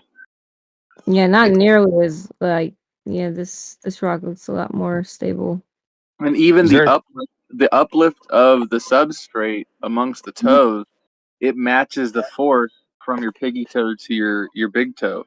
You see the grade that it follows, and that's interesting too, right there. Yeah, so this guy I've been reading from, Robert Schoch, he does posit my thing. He said I couldn't argue against the idea it's been carved into the rock, except that I don't find tool marks, but it's very old, so I might not see them. And so he's posited the same thing I have, that it might start off looking roughly toe shaped, foot shaped, and that somebody's like, zhuzhed it up a little bit, added a bit to it. Yeah, but the whole thing had to be carved for that like piece at the end to stick out so much. Why? Why would the? Because that piece at the end, like if the whole thing, if this was carved into the rock, the entire rock would be like the surface would probably be 3 or 4 inches at least further out, and then that was deliberately like left. The up. I'm not sure I even understand what you're saying, let alone the reasoning. Yeah, so you see how at the toes, like there's a spot that's sticking up. So if you carve something and have a part sticking out, then you have to carve everything down to have something sticking out. Yeah, but there's nothing stopping, like, let's say this is a ledge, right? And let's say water erosion is coming down, and it would, once it gets to there, water going to hit there, go to there, and then run down that point. So there's nothing saying this bit couldn't have been pre-existing, right? That this all of that could have been just weathering from water, and somebody's gone, my goodness, that looks so much like a toe. It even looks like that's pushed up that bit there. So it's possible that they just carved that, and that. Just carved 3 toes, and that's given it the impression. Well, the last you're the not getting Taylor's point though. Oh, sorry. I was going to say the 4th and 5th toe. If you look at how the 4th toe leans towards the 5th toe, the way it's pressed in or appears to be pressed in actually matches what your toes do naturally. Where your 2 toes next to your big toe, your 2nd and 3rd toe will naturally stay apart like that and press down, and then your 4th toe will bend and flatten towards your piggy toe when you're walking barefoot. So that's literally matches but let me jump in on that one, because I'm somewhat interested in that topic. That is not the case for people who live a life walking barefoot. That is a very modern phenomenon. If you look at how I am a person who has always kept my feet out of shoes, and that's how my toes naturally sit. And people who wear shoes all the time, that's the difference. Like my toes grip the ground. My toes, like I have wear in my knuckle area of my toes because of how my toes grip the ground by walking barefoot so much. People who keep their feet in shoes, they don't have the same toe formation that I express when I'm walking barefoot. But Taylor's point to where that area that he's talking about right now being the highest point in the footprint, meaning that no one came by and spruced it up. If that is the level of detail and that is at the highest point, then it would take you carving the whole entire surface of it to be below that point. What I'm saying is the highest point has no detail in it, right? The lowest point is where we get the detail. No, the highest point does show that toe drag. If you look at the ridge above those toes, you can see the depression as though a foot was lifted and it dragged in the top layer that was pushed up. Well, all I'm saying is this bit. It sounds like your point, Taylor, is that you would have to start from this height, so the rock would all roughly be this height, and then you're carving everything else. And I'm saying no, that could be there. This could be there. This could be there. There would even, I imagine, been something quite close to this there. That then, if you take out that, and take out that, it gets this very good impression of a foot. Just appealing to possibility, but what's the evidence of carving? All of this is appealing to possibility. The chance that it's giants is appealing to possibility. We can't really start flinging that around. He wrote his name above it. I just saw it a second ago.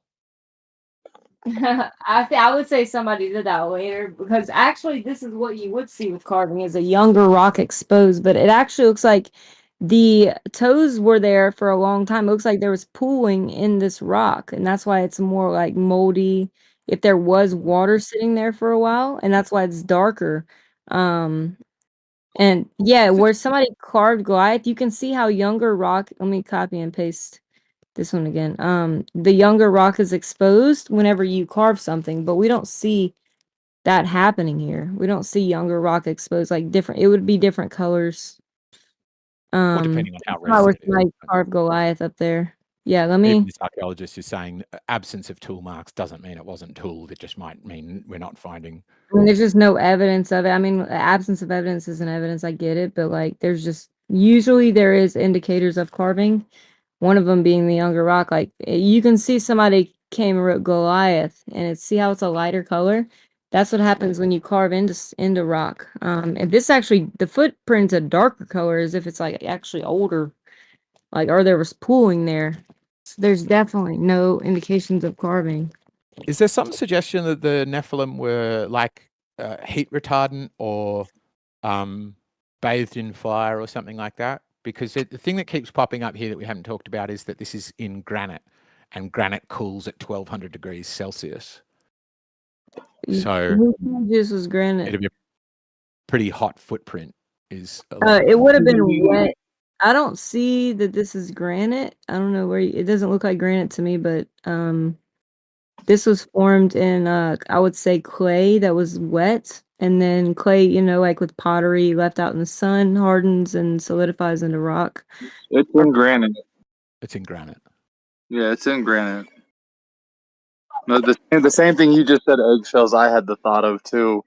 Like, what is it? Like after a volcanic eruption and the lava was soft, or the material, the substrate was soft, and because for it to be a footprint in granite, there would have had to have been some really hot ground that foot was walking through. Can you cite the granite? Particularly because, as you see, yeah, sure, it's on my screen. It's the Robert Schoch is saying it. That Wikipedia, everybody's saying it's granite, or somebody else is saying something. It's like a derivative, like a sort of form, a specific form of granite.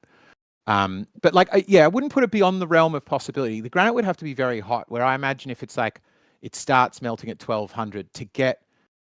If you see those videos where somebody chucks something on some cooling bit of magma, as it cools, it gets that black layer and then cracks, whereas this would need to be super, super like liquidy to get in between the cracks of someone's toes. It doesn't, to me, say impossible. Like they could have had a wet foot, Leidenfrost effect kicks in and they're running and they just get one footprint on a super hot bit. And who do we know? How do we know this person didn't stand there and burn and die and this is all that's left? But it does seem like a bit of a issue. I was also thinking maybe the size of the being makes it to where they could handle hot surfaces a little better, something like that. Yeah, thick skin or something like wet that. clay. Right, but if an archaeologist is saying it's granite and we're basing on a photo saying it looks like wet clay, I think I might go with the archaeologist. Who's the archaeologist? The Robert Schoch, PhD. Well, it doesn't matter if it's Robert Shaw. Every evaluation of people who've been there in person who know rock substrates has deemed it as granite. Yeah, I think we'd need good evidence to suggest it's not.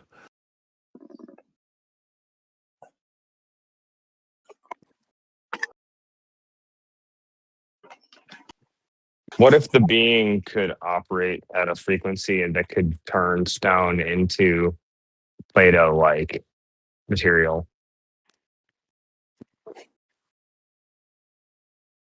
You didn't even want to play with that idea? No. Yeah, it's an interesting one because it might deal with that square cube law thing that I was finding about the maximum height of a being, can't go above something because of the strength of the bones required. But if the ground turned molten under your feet, does that distribute the weight differently to make it a bit easier? I mean, if they're magical beings, we can just say. What's magical about changing your frequency? Are you magical? I don't think I could walk on granite. Are you magical for changing your frequency? So.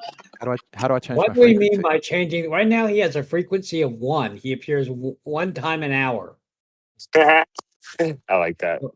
If That's he's funny. going to appear in more times an hour, then he could increase his frequency. That's fire, actually. I'm gonna steal that next time someone talks to me about frequencies. That's what you're good for, Omni. That's Omni talking to me. It is Omni. That's what you're good for, Omni. I am. Thank you. Alrighty. Well, it's time to wrap up. We're approaching midday here. Did you look at the other two ones I posted? I was researching about the rock type, but did you see the other two that I posted at let's see. What time was this? From Russia and Bangor. Yeah. I want to get your take on that. Yeah, it could go either way. I'd be pretty surprised if they're a giant, if they're carved or however they got there. Fine. Like that, neither of these look very good as footprints. That the one on the right's missing a toe. Those look this carved. one doesn't look quite right. The toes are up at this level, and if I'm reading this image right, the pad of the foot is noticeably lower than the toes. So this person be walking around with their toes on flat ground, never touch the ground. This is why that South African one is the main one used. The rest look pretty carved. It just doesn't seem to be that surprising that people would carve big feet. Like, bigness is always going to be seen as more powerful. So in your mythology, you're going to revere it, I would guess. Yeah, the Native Americans drew it too. Sure. Yeah, but it's like one of the most well, I guess what I'm getting at is one of the most unimaginative ways to be magical is just to be exactly the same as a human, but bigger. But there's not big other, like, there seems to be, well, these would be footprints left behind by a giant, so that'd be kind of inevitable. What? The footprints left behind are bones. But in terms of the drawings, a lot of them were focused on, like the polydactyly aspect.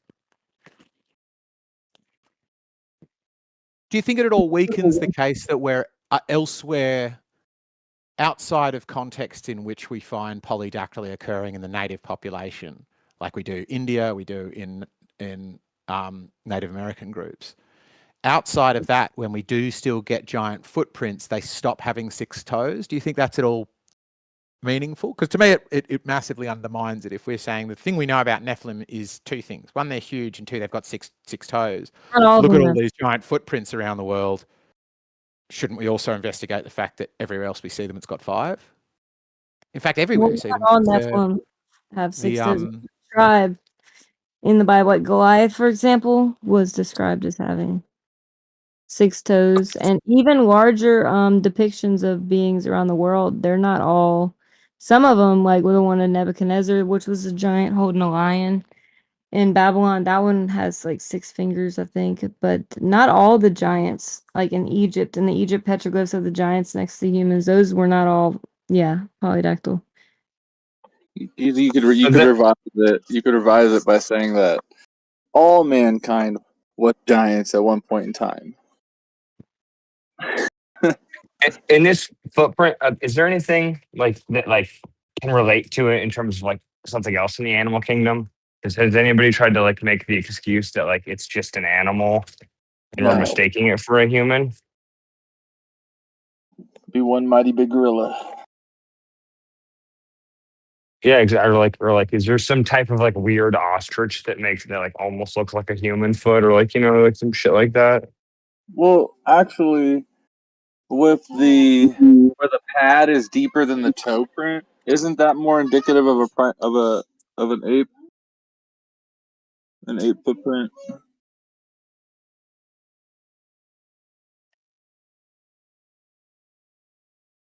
Yeah, it looks like it a bit. There's one.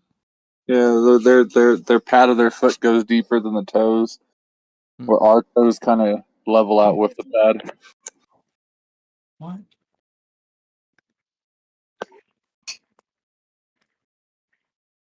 Oh, like an ape? I don't think apes were this big either.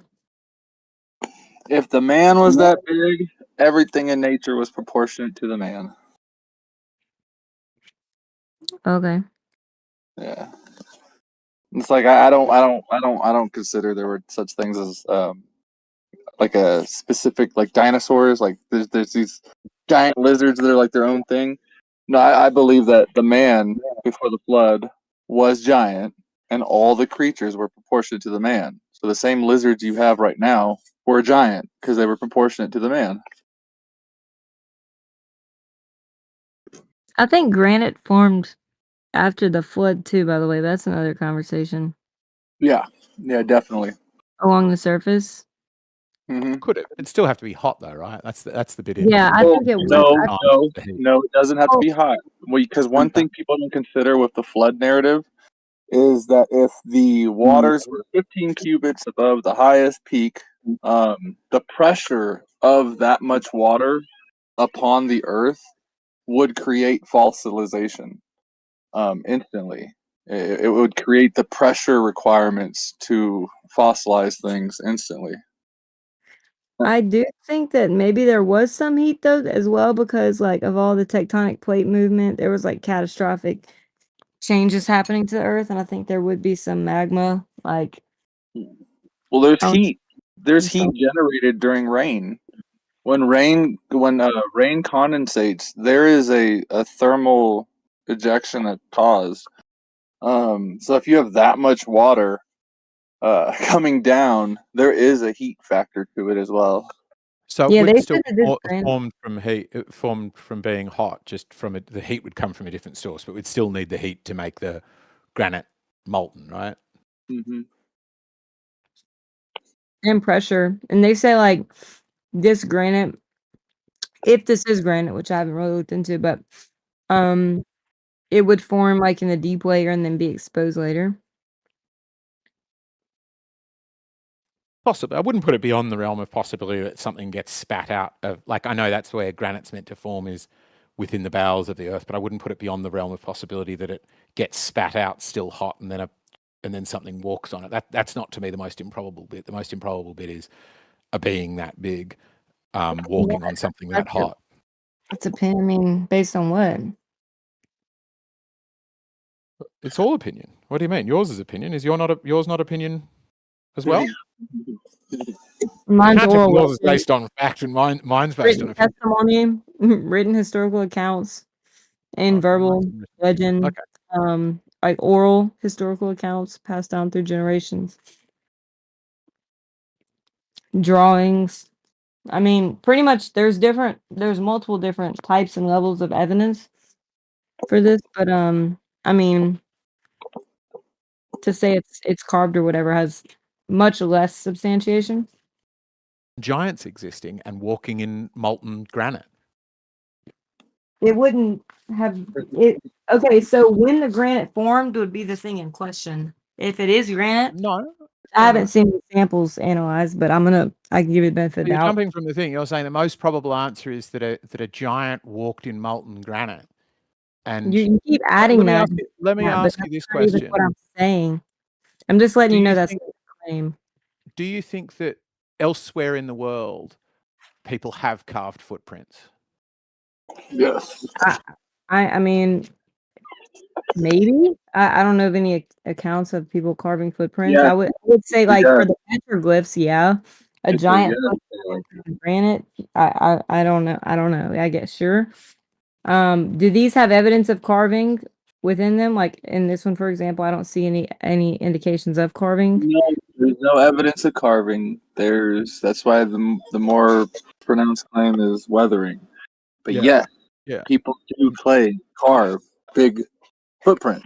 Now you could actually use that to your advantage in an argument about this, because why would they carve big footprints? Is it because they saw big feet and the people that had the big feet that were really big were like dominating smaller people? Like, what was going on for them to carve big feet? Yeah, that to me seems a more reasonable answer, is to say, well, of course they carve them. We see that everywhere. The question is, are we carving giant footprints because we've seen giants and we want to sort of worship or acknowledge them, or just we draw what we see, versus are we imagining giant beings, rather than saying I'm not sure if people carve giant footprints. You have those cases like in the scripture. Even you have cases where there's groups of people who were large, that were like just those people were large, and this is after the flood.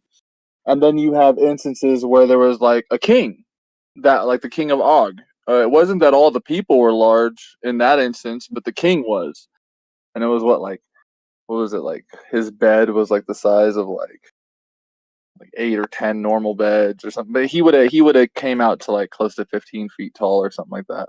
But you do have these instances through history of these cases where a ruler or a leader of people was an exceptionally large man. Mm. So, well, do you think he was a large man, or do you think there's a possibility that after he dies, people mythologize him a bit and make him a bit bigger, a bit smarter, a bit funnier, a bit better looking? No, Eggshells, I probably actually have the most considerably outlandish idea for it. I actually hold that Adam was 150 feet tall. That all men before the flood. Yes, I believe that Adam was 150 feet tall. All men before the flood were very large. I believe that Noah and his sons, when they came over, were in the 60s, 70 feet tall range. So even the size of the, huh? How big was Eve? Eve was a twin to Adam. They were the same size. Would you say? But I don't think that would make it impossible that all, like, let's say, let me accept all of that as true and say, great, we've got people that are 150 foot tall, but then let's say you get King David or someone, just any king, doesn't need to be King David. I don't know. After the flood, we grew exceptionally smaller, because it was the environment before the flood that supported a being that large, so creatures that large. So the question I'm asking then is, post flood, then once beings aren't that big, I'm guessing you would say yes, it would be possible that people could still carve an inscription about a post-flood king or something, and in order to revere them and really sell their story, they went, "Oh, he was 30 foot tall, and he." No. Because if you follow the track, Noah and his sons being that large still, their children are that large still. I mean, the woman is still producing a child in her womb, of a certain size. Yeah, I think you're answering a different question. I'm not disputing the idea that giants could be real. I'm disputing the idea that every inscription or description of somebody being giant is real. So it could be that giants are real, but some ordinary sized humans are mythologized into giants. There are definitely cases like that where normal, as you say, standard or normal size amounts are grandized. Yeah, that's for sure. But when you get to a lot of like the ancient tales or such, talk to Mike about it. I'm working on these right now. It becomes a what do you make of it, because then you have things like extraordinarily large books, extraordinarily large common tools and swords and doorways and things like that, where it's like, if there wasn't someone that big, why the hell was that made? A sword would convince me. A doorway wouldn't. Like, grand doorways exist because they create a sense of grandeur, and they don't. They have axes that could not be used by a normal man. They have axes. The man would literally have to be between 15 and 20 something foot tall for it to be utilized the way a man uses an axe. Yeah, so that's kind of interesting. I mean, nothing stops somebody making a giant axe for a bit of art, or to sell this idea. King David was huge; he was 30 foot tall, and then they melt and make up a sword and go, "Oh, this was his sword." Even Goliath was only like, I think, close to like 15 feet tall or something like that. They're not that big. I've got 1,000 foot footprint here. They found a sword that was 7.5 feet, just in 2023. The Tomi Maruyama burial mound. Yeah, where there is, that's actually one of the most interesting places you'll find giant proof is in everyday items, that just unreasonably large. Like no normal sized man, what normals today, could utilize that thing in the way a man utilizes that tool. It'd be just for show. Sure, but I think we've got lots of examples of swords being ceremonial, right? Absolutely. Back then they were making things to be used. I don't know. I guess they No, there's plenty of ceremonially made weapons and stuff from way back in the Yeah, so here's like 4 swords. I can drop them in the chat. That I think that they aren't disputed. They're definitely giant swords found around the world. And it's weird how around burial mounds too, like buried with people, but I doubt they'd release like the skeleton bones with it. Apparently there was a like let's see. 2.85 meter sword. There was a what was found? And a lot of these weapons that you find were They used. put out a newspaper link that they found giant bones, and we've asked them about them, and then they actually just said like they don't have them or whatever. But back in the day, Smithsonian did put out an article, like yeah.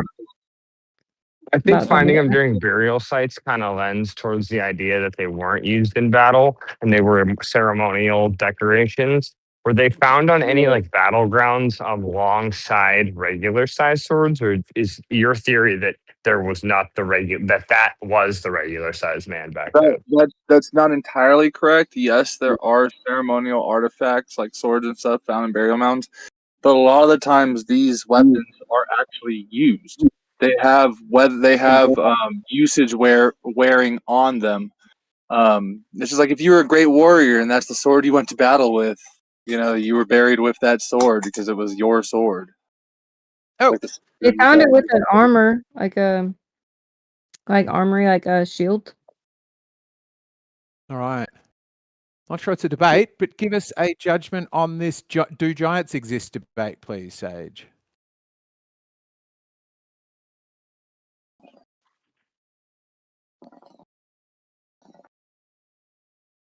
Good old chat.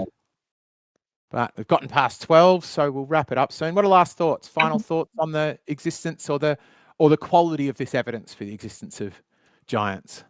The discussion exhibits a mix of personal beliefs and anecdotal narratives, leading to a convoluted debate about the existence of giants, while some participants, like Riding on Eggshells, push for a C.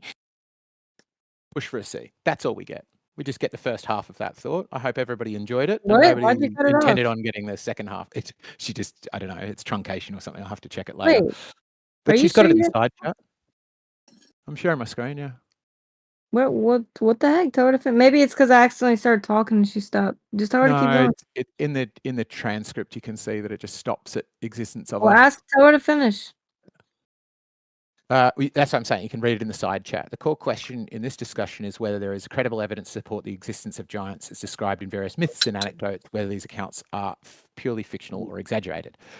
Biggest weakness. The biggest weakness in the discussion is the tendency to conflate anecdotal evidence and mythological claims with empirical or archaeological evidence. Participants often make broad claims based on personal beliefs or local law without providing critical analysis or robust evidence.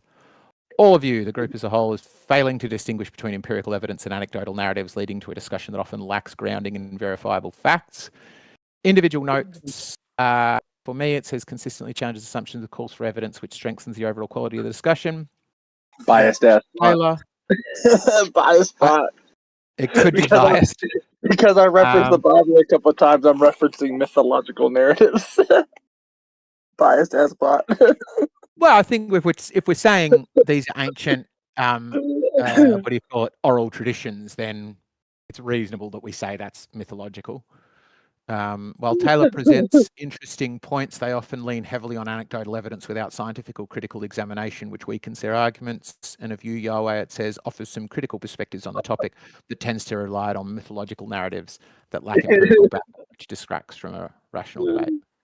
Because I'm relying on the Bible. That's funny.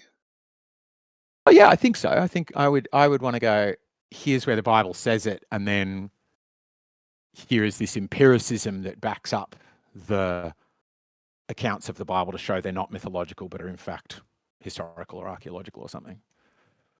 It definitely doesn't. Even when the mentions in the scripture aren't in the mythological sense. they're just recording what occurred. Why does it Right, say that's the there's a point in lot the of convention. historical stuff in the We scripture can't. too? I don't know why they say it's like mythological. Well, I mean, I think that's what nine out of 10 people would call it, but we can't just say that the Bible is true and it needs to be treated as non-mythical if the core of the discussion is about whether it's mythical, right? I think that the giants of that size are a myth. The We can't people, just the say events, a this lot book of that things. claims they're true is true, therefore they're not a myth. We have to show that the description of it being mythological is wrong because evidence. It's like it would be an all or nothing, even in the mainstream perspective, to say the Bible's just mythological, because there are a lot of people, places, events, wars, etc., that are corroborated in the Bible that are But like that's a straw acknowledged man. I historically. didn't say all or Yeah, nothing. that's a straw man. Because Well, then that's a to actually approach it, I would contend that the fact that humans still have a genetic disposition to show forth a giant trait or to get exceptionally large shows that it's something inherent in our genetics. It's an expression that's there. So at one point was that expression like a main expression in the genetic? And Yeah, but to like clarify to Bible your is point, Taylor, mythological, definitely all or but nothing. no, it's not, I don't even because think historians say that. Like they acknowledge that there's real but I'm not historical. making the all or nothing. I'm not saying every single word in the Bible is false, that Israel didn't exist. I'm just saying the question that we are trying to resolve in this part of the debate is the Bible mythological, right? Just like, you know, the standard one people use is just because I found New York City to be real doesn't mean Spider-Man exists, right? So I'm not saying, It's I'm not saying comparable. Spider-Man is myth, Spider-Man is not real, but that doesn't mean that newspapers don't exist or New York doesn't exist, right? That's the all or nothing. Nobody claims You're doing. Spider-Man's an historical account. That's the point. That's why I'm using it as an example. I'm picking a But people shared do thing that we in the both Bible accept is as a historical fictitious. account.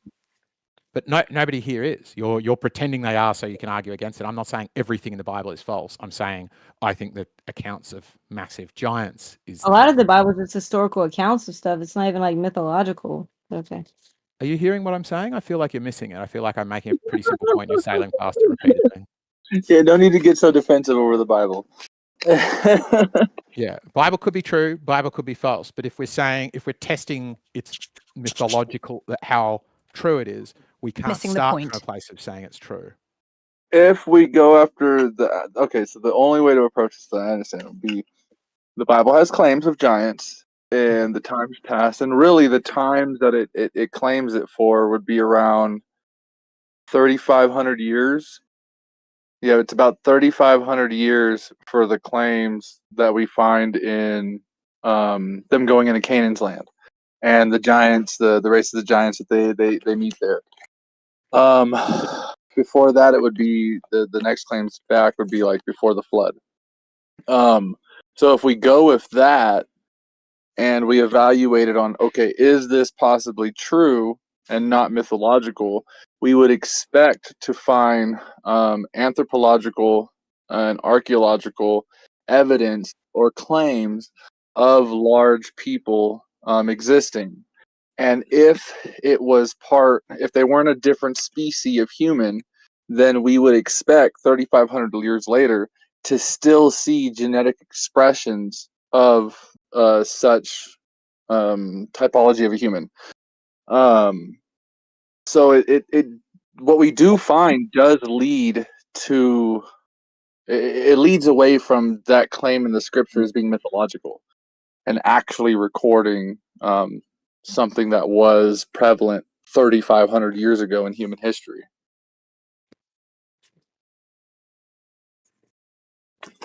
Boom. Okay, good talk. Awesome. All right. Good fun. Well, thank you all for joining again.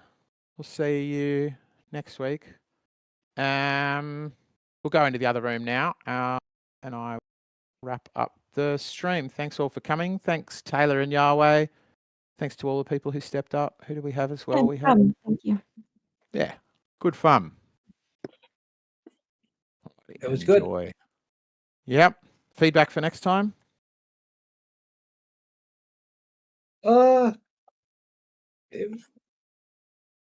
you know, it's hard to say. I think probably for next time, it would be good if we could queue up some topics.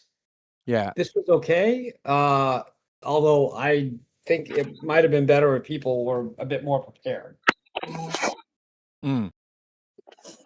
Yeah, maybe I'll start doing that during the week, try and tee up some people to get them to bring something in. A few people said they would, and then it's a bit difficult to get them here. Yasuke just joined, and he might have been about to, but we're wrapping up, so it's not the right time for him to do his Shaquille O'Neal as female one. Sure.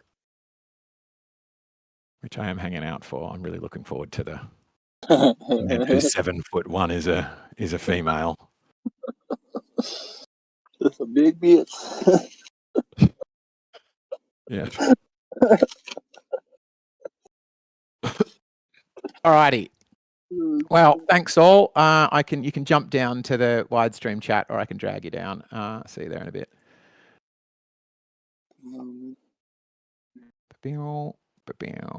And wrap it up. Thanks all. Bye-bye.